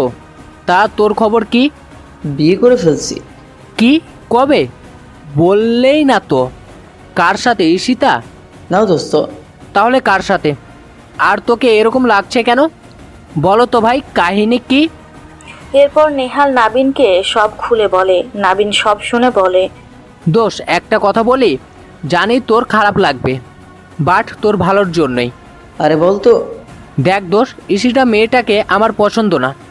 আমার মন বলে দোষ, ও তোর জন্য না। তুই এখন যাকে পেয়েছিস তাকে মেনে নে। আই থিঙ্ক এতেই তোর ভালো হবে। না দোস্ত, এই শীতটা তো সে কবে থেকেই ভালোবাসে। জানিও একটু অন্যরকম, কিন্তু বিয়ে হলে সব ঠিক হয়ে যাবে। আচ্ছা, তুই যা ভালো মনে করিস, নো প্রবলেম। তা কাল কিন্তু আমরা ফ্রেন্ডরা সবাই হ্যাং আউট করবো ক্লাব ফুলাবাতে। তুই কিন্তু আসবি অবশ্যই। তার বলতে হয়, অবশ্যই আসবো। যাক, কাল হেভি একটা পার্টি হবে তাহলে। দোস্ত, ঈশিতাকে নিয়ে আসবো। অ্যান্ড সমস্যা কি? ওকে দোস্ত। তাহলে আজ উঠি বন্ধু, কাল সময় মতো এসে পড়িস। ওকে। নেহালের ফ্রেন্ড চলে গেলে নেহাল ঈশিতাকে ফোন দেয়। ঈশিতা ফোন ধরলে নেহাল বলে, হাই, কেমন আছো? ভালো বাবু, তুমি? গুড। কালকে তোমাকে এক জায়গায় নিয়ে যাব বিকেলে, তুমি রেডি থেকো। না না বাবু, সরি, কাল বিকেলেই আমি আন্টির বাসায় যাব আম্মুর সাথে। কাল তো হবে না, সরি। ওহ আচ্ছা, নো প্রবলেম, তুমি যাও। ওকে বাবু, রাগ করো না। হ্যাঁ না, কিসের রাগ? আচ্ছা এখন রাখি, আমি একটা কাজ করছি। ওকে। নেহালের মনটা খারাপ হয়ে যায়। বন্ধুদের কি বলবে, ওর এখন যেতেই ইচ্ছা করছে না। কিন্তু পুরনো বন্ধুরা সব একসাথে হবে, তাই আর না যেও পারবে না। নেহালের অনেক রাগ হচ্ছে। ঈশিতা মাঝে মাঝেই এমন করে। রুমানা নেহালের মাকে বলছে, মা, তনু তো কাজ করেই যাচ্ছে, কোনো প্রতিবাদ করছে না, কিছু বলছেও না, এখন কি করব? দাঁড়াও, আজ ওকে আরেকটা শিক্ষা দিব নেহালকে দিয়ে। আসুক নেহাল। রাত 10টা। তনুর শরীর খুব খারাপ, তাই উপরে ওর রুমে ঘুমিয়ে আছে। ফলে বেল দিয়ে নেহালের মা আজ দরজা খুলে। নেহাল ভিতরে ঢুকে মায়ের দিকে তাকিয়ে প্রশ্ন করে, কি হয়েছে মা, মুখ এমন করে আছো কেন? কি আর হবে বাবা, ওই মেয়ে আজ আমার সাথে খারাপ ব্যবহার করেছে। কোনো কাজ করেনি, সারাদিন পড়ে পড়ে ঘুমাইছে। বাসার কাজ সব আমি আর তোর ভাবি করেছি, আর মহারানী ঘুমিয়ে আছে। যা উপরে গিয়ে দেখ না। এমনি ঈশিতার উপর নেহাল রেগেছিল, এখন মায়ের কথা শুনে নেহালের রাগ আরো 1000 গুণ বেড়ে গিয়েছে। নেহাল এক দৌড়ে উপরে ওর রুমে গিয়ে দেখে তনু সত্যিই সোফাতে ঘুমিয়ে আছে। নেহালের মা আর ভাবি তো অনেক খুশি, কারণ তারা জানে এখন কি হবে। নেহাল ঠাস করে দুহাত দিয়ে তনুকে ঘুমন্ত অবস্থায় তুলে ওর বিছানার উপর ছুঁড়ে মারে। তনু আচমকা আটকে ওঠে, প্রচন্ড ভয় পায়। অনেক জোরে জোরে হার্টবিট হচ্ছিল তনুর। তনু দেখে নেহাল অনেক রেগে আছে, তনু প্রচুর ভয় পাচ্ছে। নেহালকে আবার হিংস্র লাগছে। নেহাল বেল্ট খুলতে খুলতে বলছে, তোর এত বড় সাহস, তুই আমার মাকে কষ্ট দেয়, সারা নিচে আরাম করে ঘুমার। আজ তোকে কেউ বাঁচাতে পারবে না। বলেই বেল্ট দিয়ে তনুর পিঠে মারা শুরু করে নেহাল। তনু শুধু মাথা নাড়িয়ে না না করছে আর ব্যথায় কাতরাচ্ছে। হঠাৎ তনু কেমন চুপ হয়ে গেল, ও আর নাড়াচাড়া করছে না, কেমন নিথর হয়ে গিয়েছে তনু। নেহাল মারা বন্ধ করে দেয়, ওর হাতে এখন বেল্টটা। হঠাৎই মিলি দৌড়ে আসে কোথা থেকে যেন, এসে কাঁদতে কাঁদতে নেহালকে জোরে ধাক্কা দিয়ে সরিয়ে দিয়ে, আফা, আফা, ও আফা, তুমি কথা কও না কেন? আফা ভাইয়া, আপনি আফারে মারছেন এই মোটা বেল্ট দিয়া? ও মাকে কষ্ট দিয়ে সারাদিন ঘুমাইছে কেন? আপনি মানুষের কথা বিশ্বাস করছেন ভাইয়া? দেন তো মুখটা একটু। টানা 4টা দিন বাসার সব কাজ আপাই একলা করতেছে। কাজ করতে করতে আপাই অসুস্থ হইয়া গেছে। আমি নিজে একটু আগে তারে ঘুম পাড়াইয়ে দিছি।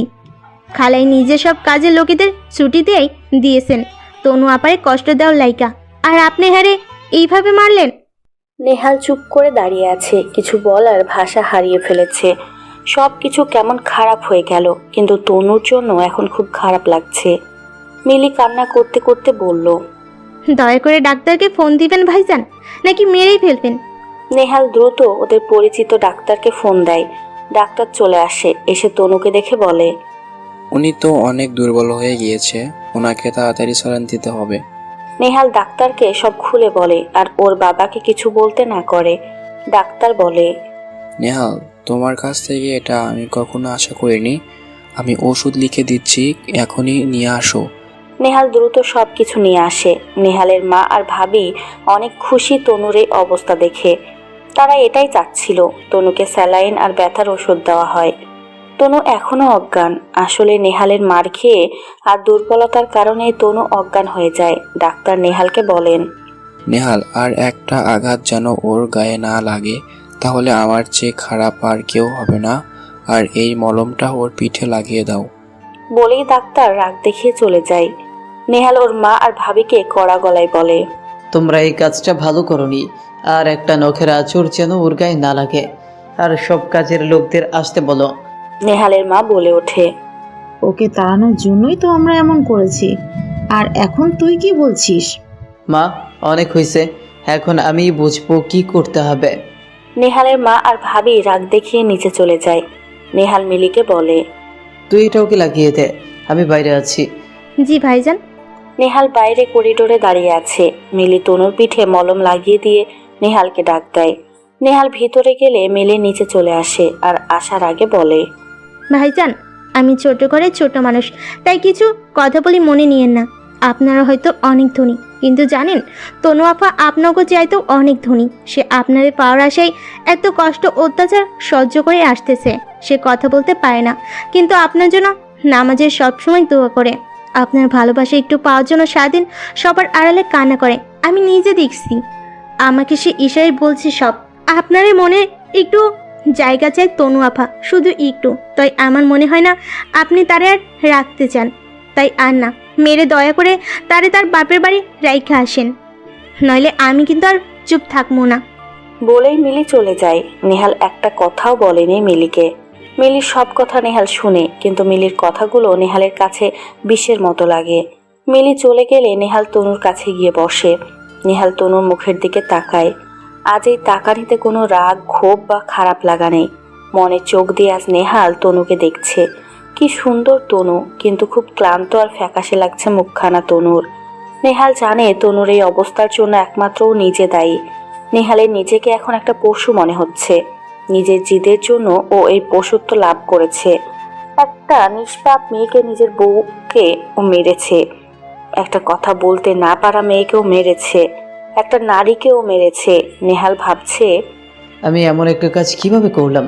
একটা নারী, একটা মায়ের জাতকে আমি মেরেছি, আমি অপমান করেছি, আমি পুরুষ নামে কলঙ্ক, আমি একটা অমানুষ। ও কত কষ্ট পাচ্ছিল, তাও প্রতিদিন রাতে আমার জন্য অপেক্ষা করত, আর আমি ওর মুখের দিকে একবারও তাকাইনি, একবারও না। আমার ওর স্বামী হওয়ার কোনো যোগ্যতা নেই।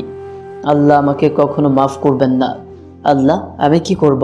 আমি যে ঈশিতাকে পছন্দ করি, ওকে ভালোবাসি, কিভাবে ওকেও বা ভুলে যাব? কিভাবে ওকে কষ্ট দিব? নেহালের খুব খারাপ লাগছে। নেহাল তনুর মাথায় হাত বুলিয়ে দিচ্ছে আর নিজের ভুলের জন্য মনে মনে আল্লাহর কাছে মাপ চাচ্ছে। নেহাল একসময় ঘুমিয়ে পড়ে। সকালে তনুর মাথায় নেহালের হাত ছিল। তনুর জ্ঞান আসতে মাথা নাড়াচাড়া করতেই নেহালেরও ঘুম ভেঙে যায়। তনু নেহালকে ওর এত কাছে দেখে ভয়ে কাঁপাকাঁপি শুরু করে। নেহালের থেকে পালাতে চেষ্টা করে। তনু ভাবছে নেহাল আবার ওকে মারবে। প্রচণ্ড ভয় পেয়েছে তনু। কখনো ওকে এভাবে মারেনি। তনু ভয়ে কান্না করছে।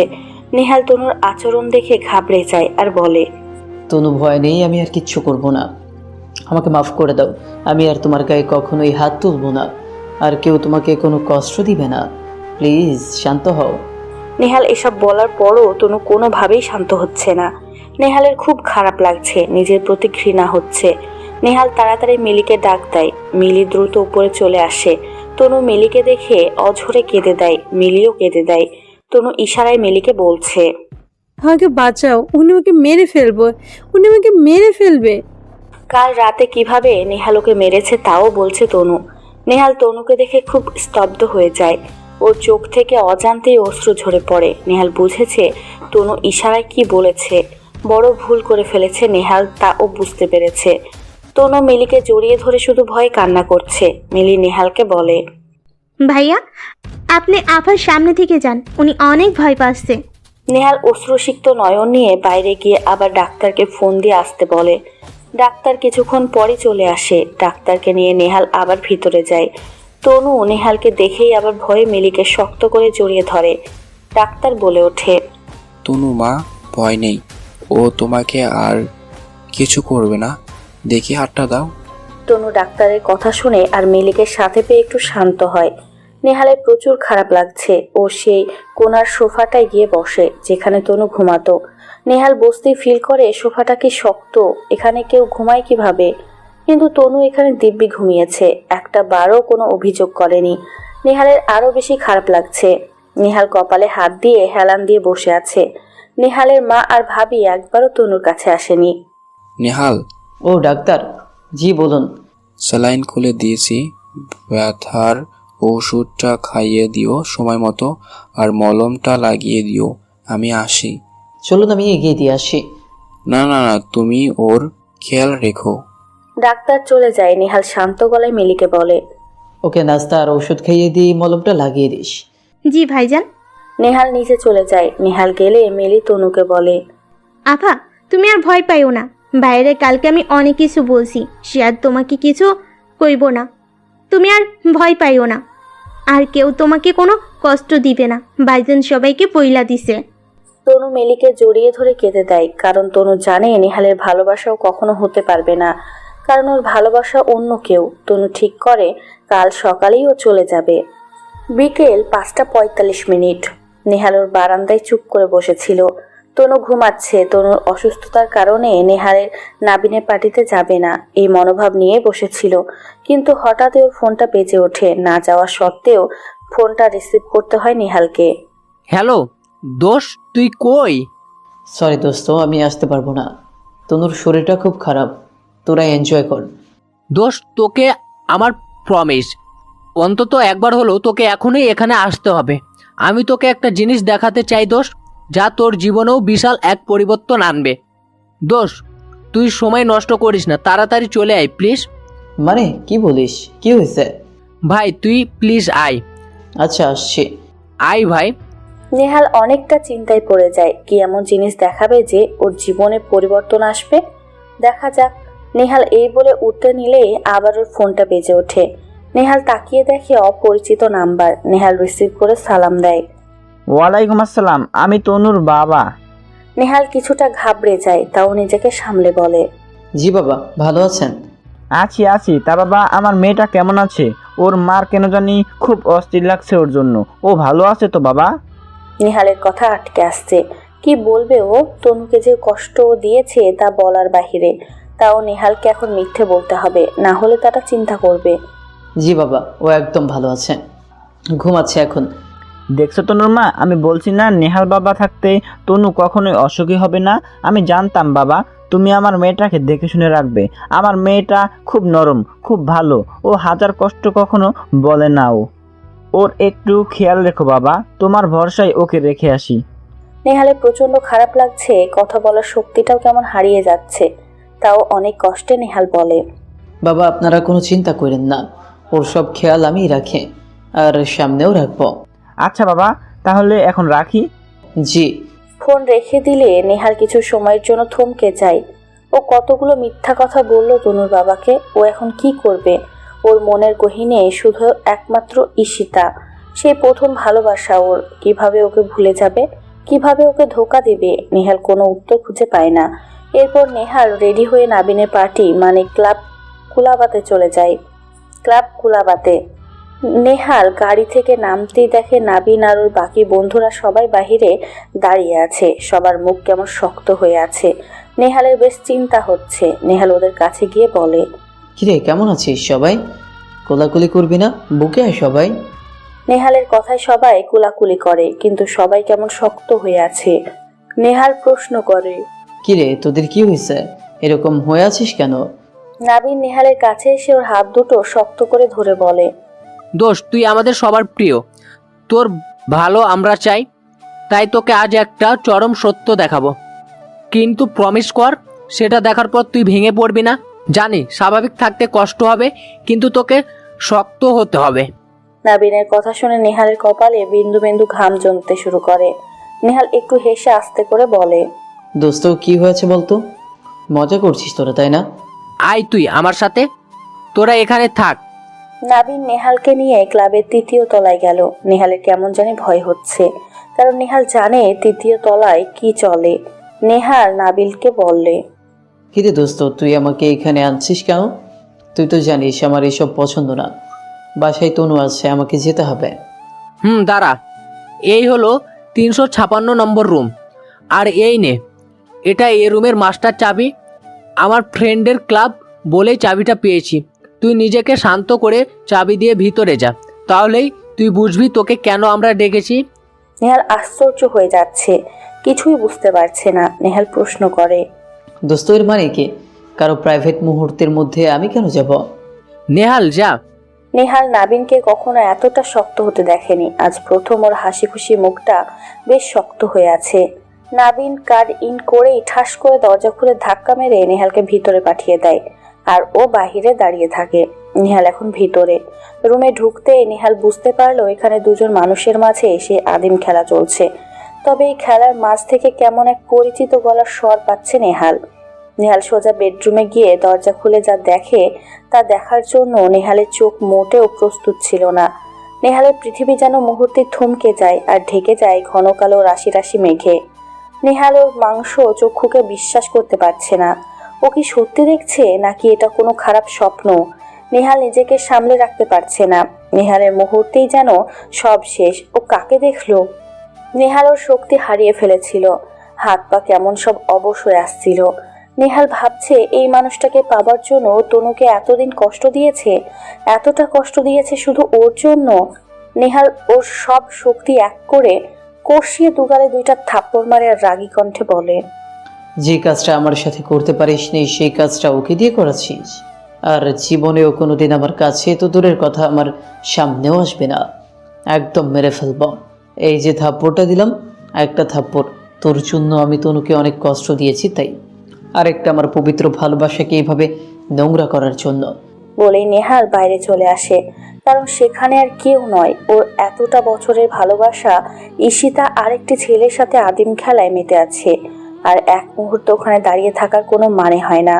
নেহাল বাইরে এলেই মাটিতে বসে কান্না শুরু করে দেয়। নাবিন ওকে অনেক বোঝায়, অনেক সান্ত্বনা দেয়, কিন্তু কোনো লাভ হচ্ছে না। কারণ ও এই মেয়ের জন্য তনুকে যে কষ্ট দিয়েছে তার ঠিক হবে না।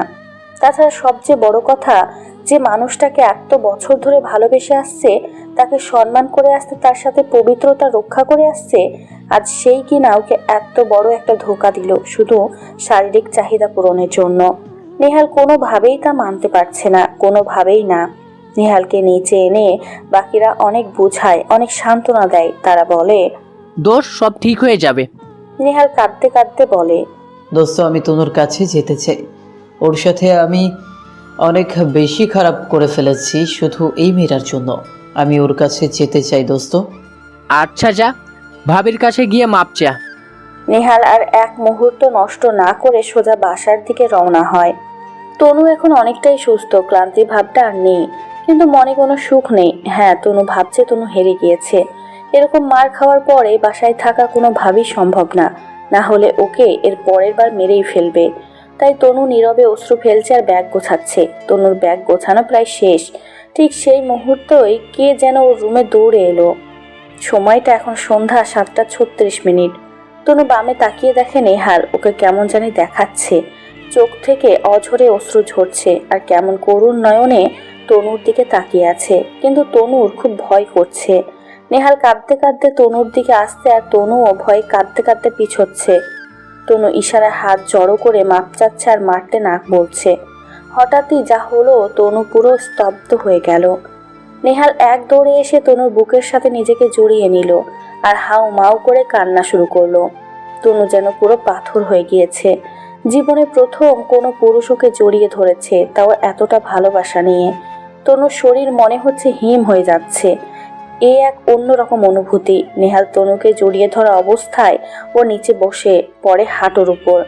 তনুর পা জোড়াকে এখন নেহাল জড়িয়ে আছে।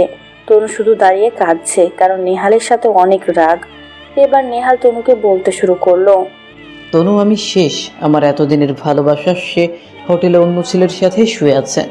সবাই আমাকে ধোঁকা দিয়েছে, সবাই। শুধু তুমি সত্যিকারের ভালোবাসা দিয়েছ, কিন্তু আমি তাও গ্রহণ করিনি শুধুই মেয়ের জন্য। কিন্তু আজও আমার পবিত্র ভালোবাসাকে বিসর্জন দিল ওর চাহিদার কাছে। আমার মাফ করে দাও তনু, প্লিজ আমায় মাফ করে দাও।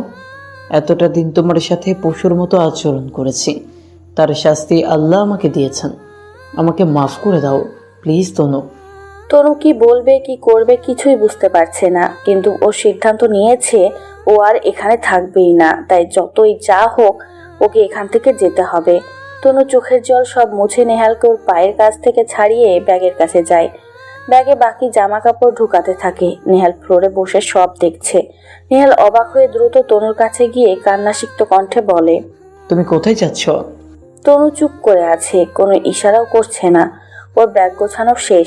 চেন লাগিয়ে বিছানা থেকে নামিয়ে পাশে রাখতে নেহাল আবার বলে, তুমি আমাকে ছেড়ে চলে যাচ্ছ তনু?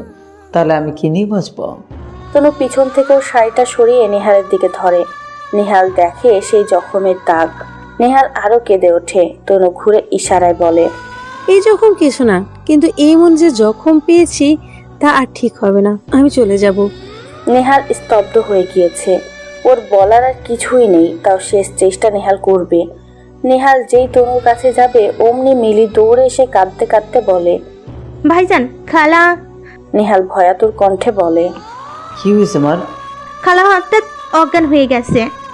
নেহালের সাথে তনুও দৌড়ে যায়। গিয়ে দেখে নেহালের মা তার রুমের ফ্লোরে পড়ে আছে। নেহাল মা বলে চিৎকার করে মায়ের কাছে ছুটে যায়। রুমানা ভাবি বাসায় নেই, পার্লারে রূপচর্চা করছে। নেহাল ওর মাকে ধরে বিছানায় শুয়ে দেয়। তনু ইশারায় ডাক্তারের কথা বলে। তনু নেহালের মায়ের হাত পা মালিশ করে দিচ্ছে। একটু পরে ডাক্তার চলে আসলো। উনি চেক আপ করে বলল, ওনার প্রেশার কমে গিয়েছে আর জ্বরও হয়েছে, যার কারণে ব্রেনে চাপ পড়ার অজ্ঞান হয়ে গিয়েছে। এই ওষুধগুলো এখনই নিয়ে আসো। নেহাল দ্রুত সব ওষুধ নিয়ে আসে। ডাক্তার তার কাজ করে চলে যায়। তনু এখনো নেহালের মায়ের কাছে বসে আছে, মাথায় জলপট্টি দিচ্ছে। গা অনেক গরম। নেহাল শুধু তাকিয়ে দেখছে। এই সেই তনু যাকেও মেরেছে। ও তো পারতো ওর মায়ের সেবা না করতে, কারণ ওর মাও ওকে কম কষ্ট দেয়নি, অনেক বেশি কষ্ট দিয়েছে। তাও তনু সব ভুলে নিজের মায়ের মতো সেবা করছে। মাঝরাতে হঠাৎ নেহালের মায়ের ঘুম ভেঙে যায়। চোখ খুলে তাকিয়ে দেখে নেহাল পায়ের কাছে বসে ঘুমাচ্ছে, আর তনু তার দিকে তাকিয়ে আছে, মুখে হাসি। তনু কপালে জলপট্টি দিচ্ছে, মুখ মুছিয়ে দিচ্ছে। তনু ইশারায় বলল, পানি খাবেন? নেহালের মা অবাক হয়ে গেল, কারণ নেহালের মা লজ্জায় বলতে পারছিল না যে তার খুব পিপাসা লেগেছে। উনি মাথা নাড়িয়ে হ্যাঁ বলতেই তনু দ্রুত গ্লাসে পানি এনে চামচ দিয়ে খাইয়ে দেয়। পানি খেতে খেতে নেহালের মায়ের চোখের কোণা হতে টপ টপ করে অশ্রু পড়ছে। তনু সাথে সাথে তা মুছে দেয় আর হাসি দিয়ে মাথা নাড়িয়ে কাঁদতে না করে। নেহালের মা তনুকে তার বুকের সাথে জড়িয়ে ধরে। এবার তনুও খুশিতে কেঁদে দেয়। আল্লাহ সব খুশি ওকে আজ একসাথে দিয়েছে। স্বামীর আর শাশুড়ির ভালোবাসা একসাথে পেয়েছে তনু, কিন্তু ও নেহালের সাথে অনেক রাগ। সকাল 8:33। নেহালের ঘুম ভেঙে নেহাল পুরো অবাক। এ যেন অবিশ্বাস্য দৃশ্য। নেহালের মা তনুকে বুকে নিয়ে ঘুমাচ্ছে। নেহালের চোখ যায় তনুর দিকে। কি মায়াবী না লাগছে তনুকে। হঠাৎই নেহালের মায়ের ঘুম ভেঙে যায়, সাথে তনুরও। তনু নেহালের দিকে না তাকিয়ে ওর মাকে নিয়ে অস্থির হয়ে পড়ে। নেহালের মা অসহায়ভাবে বলে, মারে, আমাকে মাফ করে দিস। আমি হীরার টুকরোকে চিনতে পারিনি। তুই যে এত ভালো তার প্রমাণ তুই আমাকে দিয়েছিস। তোকে কতভাবে কষ্ট দিলাম, তুই সেসব ভুলে সারা রাত আমার সেবা করলি। মা, আমি আমার ভুল বুঝতে পেরেছি, আর জীবনেও কোনোদিন এমন করব না। আমাকে মাফ করে দে। আমি চিনে গেছি কে ভালো আর কে খারাপ। তনু ইশারায় মাকে বলছে, আপনি প্লিজ মাপ চাইবেন না, আমি আপনার ছোট। মারে, তুই যে সত্যি কথা বলতে পারিস না, এতে সত্যি আমাদেরও কোনো সমস্যা নেই। কারণ যাদের সব কিছু ভালো থাকা সত্ত্বেও তাদেরকেই আমরা পাশে পাইনি। আজ থেকে এই পুরো সংসারের দায়িত্ব তোর। এই নে চাবি। তনু নেহালের মায়ের হাত মুঠ করে আবার চাবি ফিরিয়ে দেয়। নেহালের মা বুঝতে পেরেছে সে কি ভুলটাই না করেছে। এরপর আস্তে আস্তে রায়হান সাহেব, সালমান, রুমি, তনুর বাবা মা সবাই আসেন। তনুর বাবা মা নেহালের মাকে অসুস্থ দেখে অবাক হয়ে যান। আর রুমানা ভাবি সে শুধু চুপচাপ দাঁড়িয়ে আছে, কারণ তার সব গেম শেষ হয়ে গিয়েছে। সবার উপস্থিতিতে নেহালের মা বলে, বেআই আর বেআইনসাব, আপনাদের কাছে আমি ক্ষমা চাচ্ছি। আমি প্রথমে তনুমাকে মেনে নিতে পারিনি, কিন্তু হীরার টুকরো যে আমি পেয়েছি তা আমি হাতছাড়া করতে চাই না। আমি চাই এবার অনেক ধুমধাম করে আবার নেহাল আর তনুর বিয়ে হোক। ওগো, তুমি কি বলো? রায়হান সাহেব অনেক বড় একটা হাসি দিয়ে বলেন, অবশ্যই হবে, আমিও তাই চাই। নেহালের বাবা মা অশ্রুসিক্ত কণ্ঠে বলেন, সত্যি আমরা আজ দুজন চিন্তামুক্ত। আমার মেয়েটা বাবা মা ছাড়াও পুরো পরিবারটাকে পেয়েছে। আপনাদের সবাইকে অনেক ধন্যবাদ। তনু আজ অনেক খুশি, কারণ সবাই আজ অনেক খুশি। সবার খুশিতেই তনু খুশি। আসলে বাড়ির বউরা এমনই হয়, কিন্তু এতজনের মধ্যে একটা মানুষ খুশি না, আর সে হলো নেহাল। তনু কোনোভাবেই নেহালের সাথে কথা বলছে না। নেহাল মন মরা হয়ে এক কোণায় চুপ করে বসে আছে, আর তনুর দিকে অসহায়ভাবে তাকিয়ে আছে। ব্যাপারটা তনু খেয়াল করেছে। তনু নেহালকে মনের গহীন থেকে ভালোবাসে, তাই ভালোবাসার মানুষটা যখন এত কষ্ট দিল, তখন তাকে একটু না দিলেই হয়। তনুর বেশ মজাই লাগছে নেহালকে এভাবে দেখে। নেহালকে দেখে মনে হচ্ছে কোনো বাচ্চার কাছ থেকে তার প্রিয় জিনিসটা কেউ নিয়ে গেছে, এখন সে সেটা পাওয়ার জন্য মরিয়া হয়ে আছে। রাত 11:22। নেহাল আর তনুর পরশু বিয়ে। বিশাল বড় এক হোটেলে গ্র্যান্ড ওয়েডিং অ্যারেঞ্জ করা হয়। আত্মীয় স্বজন সবাইকে আসতে বলা হয়েছে। নেহালের বাবা নিজে সবাইকে আসতে বলেছেন। 2000-এর মতো লোক আসবে। নেহাল বসে বসে এসবই ভাবছিল, কিন্তু এর মধ্যে বিপত্তি হলো বউ তো জামাইয়ের সাথে রাগ করে আছে। নেহাল চায় না এই রাগ, অভিমান, ক্ষোভ নিয়ে তনুকে আবার বিয়ে করতে। তাই নেহাল ভাবলো কাঁটা দিয়ে কাঁটা তুলতে হবে। দুষ্টু বুদ্ধিটা মাথায় নিয়ে নেহাল বসে আছে আর মনে মনে বলছে, অনেক কষ্ট দিয়েছি তোমাকে, আর না, এবার অনেকগুলো ভালোবাসা দিব তোমাকে। কিছুক্ষণ পরই তনু রুমে আসে। এসে ফ্রেশ হয়ে বাইরে বের হয়ে তনু চুল আঁচড়াচ্ছে। নেহালের মনটা অনেক খারাপ হয়ে গেল। তনু এখনো কিছু বলছে না। নেহাল আস্তে আস্তে বিছানা ছেড়ে তনুর একদম কাছে আসে, পেছন থেকে ওর দুকাতে হাত দেয়। তনুর শরীরে কেমন এক উত্তেজনা কাজ করছে, হৃদস্পন্দন ক্রমশ বেড়েই চলেছে। নেহাল ওর হাত দিয়ে তনু ঘন কালো বিশেষ ঘ্রাণযুক্ত চুলগুলোর একটু সুবাস নিয়ে চুলগুলো সামনে ফেলে দেয়। তনুর উন্মুক্ত ফর্সা পিঠ এখন নেহালের সামনে। আঘাতের দাগগুলো এখনো আছে, তবে অনেকটাই ভালো হয়ে গিয়েছে, কারণ যে মলমটা দেওয়া হয়েছিল সেটা অনেক দামি আর পাওয়ারফুল ছিল। নেহালের স্পর্শ আর গরম নিঃশ্বাস তনুর পিঠে পড়ছে। তনুর শরীর কেঁপে কেঁপে উঠছে।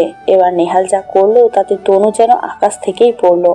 নেহাল তনুর আঘাত পাওয়া সবখানে ওর ঠোঁট দিয়ে পরশ বুলিয়ে দিচ্ছে। তনু কেমন জানি হয়ে যাচ্ছে। তনু আর না পেরে ঘুরে নেহালকে শক্ত করে জড়িয়ে ধরে। নেহাল ওকে শক্ত করে জড়িয়ে ধরে আর কাঁদো কণ্ঠে বলে, আমাকে মাফ করে দাও লক্ষ্মীটি। আমি আল্লাহর দেওয়া সবচেয়ে মূল্যবান উপহারটিকে আমি চিনতে পারিনি। আমি আমার জেদের কাছে হেরে গিয়েছিলাম।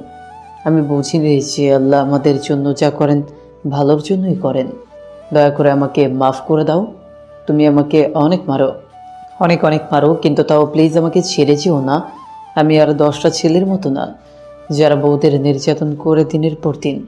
তারা মানুষ না, তারাও মানুষ। তাদের আল্লাহ কোনোদিন মাফ করবেন না। দেখো, তোমাকে একটু প্রহার করায় আমি কত বড় একটা ধাক্কা খেয়েছি।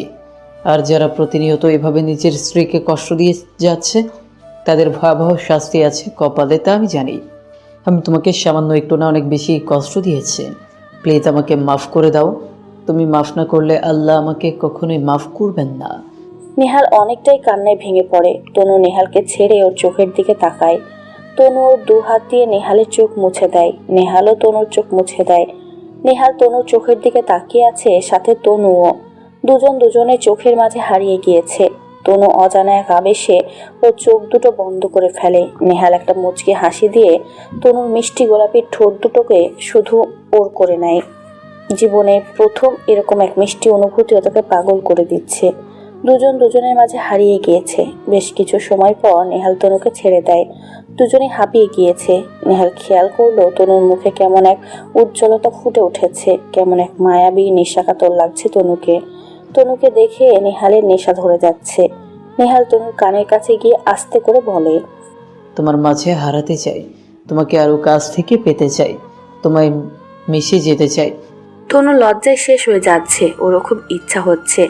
এতদিন পর ভালোবাসাটাকে খুঁজে পেয়েছে, শুধু নিজের করে পেয়েছে। কিন্তু তনু সেই ইচ্ছাটাকে চাপা দিয়ে মাথা নাড়িয়ে না করে। নেহাল বলে, বিয়ের রাতে তাহলে? তনু অনেক খুশি হয়ে মাথা নাড়িয়ে হ্যাঁ বলে। তনুকে এখন একটা বাচ্চার মতো লাগছে। নেহাল একটা হাসি দিয়ে তনুর কপালে আলতো করে চুমু এঁকে দেয়। তারপর ওকে নিয়ে আজ প্রথম একসাথে একই বিছানায় একে অপরকে জড়িয়ে ধরে ঘুমিয়ে পড়ে। তনুর মনে চাচ্ছিল এই সময়টা যেন আর না শেষ হয়। নিস্তব্ধ রাতটা যেন আরো অনেক বড় আর গভীর হয়। নেহাল তনুকে অনেক কিছু বলছে আর তনু শুধু নেহালের চোখের দিকে তাকিয়ে আছে। চাঁদের আলোতে দুজন মাখামাখি হয়ে যাচ্ছে। দেখতে দেখতে আজ বিয়ের দিন চলে এলো। তনু আর নেহালের বিয়ে খুব ধুমধাম করে হলো। অনেক অনেক মেহমান এসেছিল। সবাই খুব খুশি তনুকে দেখে। তনু কথা না বলতে পারলে ওর আচরণ ব্যবহার সবাইকে মুগ্ধ করেছিল। তনুকে আবার সেদিনের মতো নেহালের রুমে বসিয়ে রাখা হয়েছে। আজও তনু লাল বেনারসি শাড়ি পরে বসে আছে। তনুর মনে আজ কোনো ভয় নেই, আর 101টা প্রশ্ন মাথায় ঘুরছে না, বরং খুব হাসি পাচ্ছে। কারণ নেহাল কিরকম ছটফট করতেছিল ওকে একটু পাওয়ার জন্য, তা তনু দেখেছে। ওর খুব হাসি পাচ্ছে। তনু খিলখিল করে হাসছে। ওর হাসিতে যেন পুরো রুমটা মুখরিত হয়ে গিয়েছে। হঠাৎই দরজা ঠেলা নেহাল আসে। নেহাল নাচতে নাচতে তনুর কাছে আসছে। ও রীতিমতো লুঙ্গি ডান্স দিচ্ছে। তনু তা দেখে সে কি হাসি, লুটিয়ে পুটিয়ে যাচ্ছে হাসতে হাসতে। নেহাল আজ প্রথম তনুর মন খুলে হাসি দেখলো। তনুর হাসি যে এত সুন্দর আর মনোমুগ্ধকর তা নেহালের জানা ছিল না। নেহাল চুপচাপ দাঁড়িয়ে শুধু ওর হাসি দেখছে। তনু হাসতে হাসতে নেহালের চোখে চুপ পড়তেই তনু চুপ হয়ে যায় আর অনেক লজ্জা পায়। নেহাল এবার ধীরে ধীরে তনুর কাছে এগিয়ে গেলে তনু ওকে থামিয়ে দেয়। নেহাল বিরক্ত হয়। তনু ইশারায় নেহালকে 2 রাকাত নামাজ আদায় করতে বলে। নেহাল হাসি দিয়ে দুজনে ফ্রেশ হয়ে অজু করে 2 রাকাত নফল নামাজ আদায় করে নেয়। আর এরপর কি হয়েছে তার নাইবা বলি, সেটা তাদের প্রাইভেট ব্যাপার। আমার এই গল্পটি লেখার মূল উদ্দেশ্য ছিল বিয়ের পর একজন স্ত্রীর ওপর কীরকম নির্মম নির্যাতন বা অত্যাচার হতে পারে তা তুলে ধরার জন্য। আমি এখানে মাত্র সামান্য কিছু মাত্রার নির্যাতন দেখিয়েছি, কিন্তু বাস্তবে এর থেকে খুব মারাত্মকভাবে আমাদের স্ত্রীর প্রতি নির্যাতন করা হয়। তা শুধু স্বামীর মধ্যেই সীমাবদ্ধ থাকে না, এখানে জড়িত হয় পুরো পরিবার। একটা পরিবার মিলে একটা মানুষের উপর নির্মম অত্যাচার চালায় তাদের বিভিন্ন স্বার্থে। আর এক সময় যখন মানুষটা নিস্তেজ হয়ে যায় তখন বলা হয় স্ত্রীর শারীরিক সমস্যার কারণে সে মারা গিয়েছে। এই যে যারা একটা মানুষকে মারলো তারা কখনো কল্পনাও করতে পারবে না যে তাদের কপালে কতটা খারাপই আছে। আপনারা হয়তো ভাবছেন নেহালের ভাবি কেন কোনো শাস্তি পায়নি। জেনে রাখুন, সবচেয়ে বড় শাস্তিটা সেই পেয়েছে, আর সে শাস্তিটা হলো সে আর কোনোদিন মা হতে পারবে না। দিন শেষে রুমানাও স্তব্ধ হয়ে গিয়েছে বাস্তবতার কাছে। তাই যারা এসব করে থাকেন বা করবেন বলে ভাবছেন তাদেরকে বলি, আমি হয়তো এই গল্পটার ইতি সুন্দর হাসি খুশি টেনেছি, কিন্তু ওই যে উপরে একজন আছে, সে কিন্তু আপনার আমার মিলি সেকেন্ডের হিসাব রাখেন। সে কিন্তু আপনার গল্পের ইতি এত সুন্দর নাও টানতে পারেন। তাই নারী নির্যাতন বন্ধ করুন। মনে রাখতে হবে, একজন নারী একজন মা। তাকে আঘাত করা মানে নিজের মাকে আঘাত করা। নিজের বিবেককে এতটা নিচে নামতে দিবেন না যে সেখান থেকে আর আলোর পথ দেখা যাবে না। কেমন লেগেছে পুরো গল্পটি জানাতে ভুলবেন না কিন্তু, আর সাথে থাকবেন সব সময়। ধন্যবাদ। সমাপ্ত।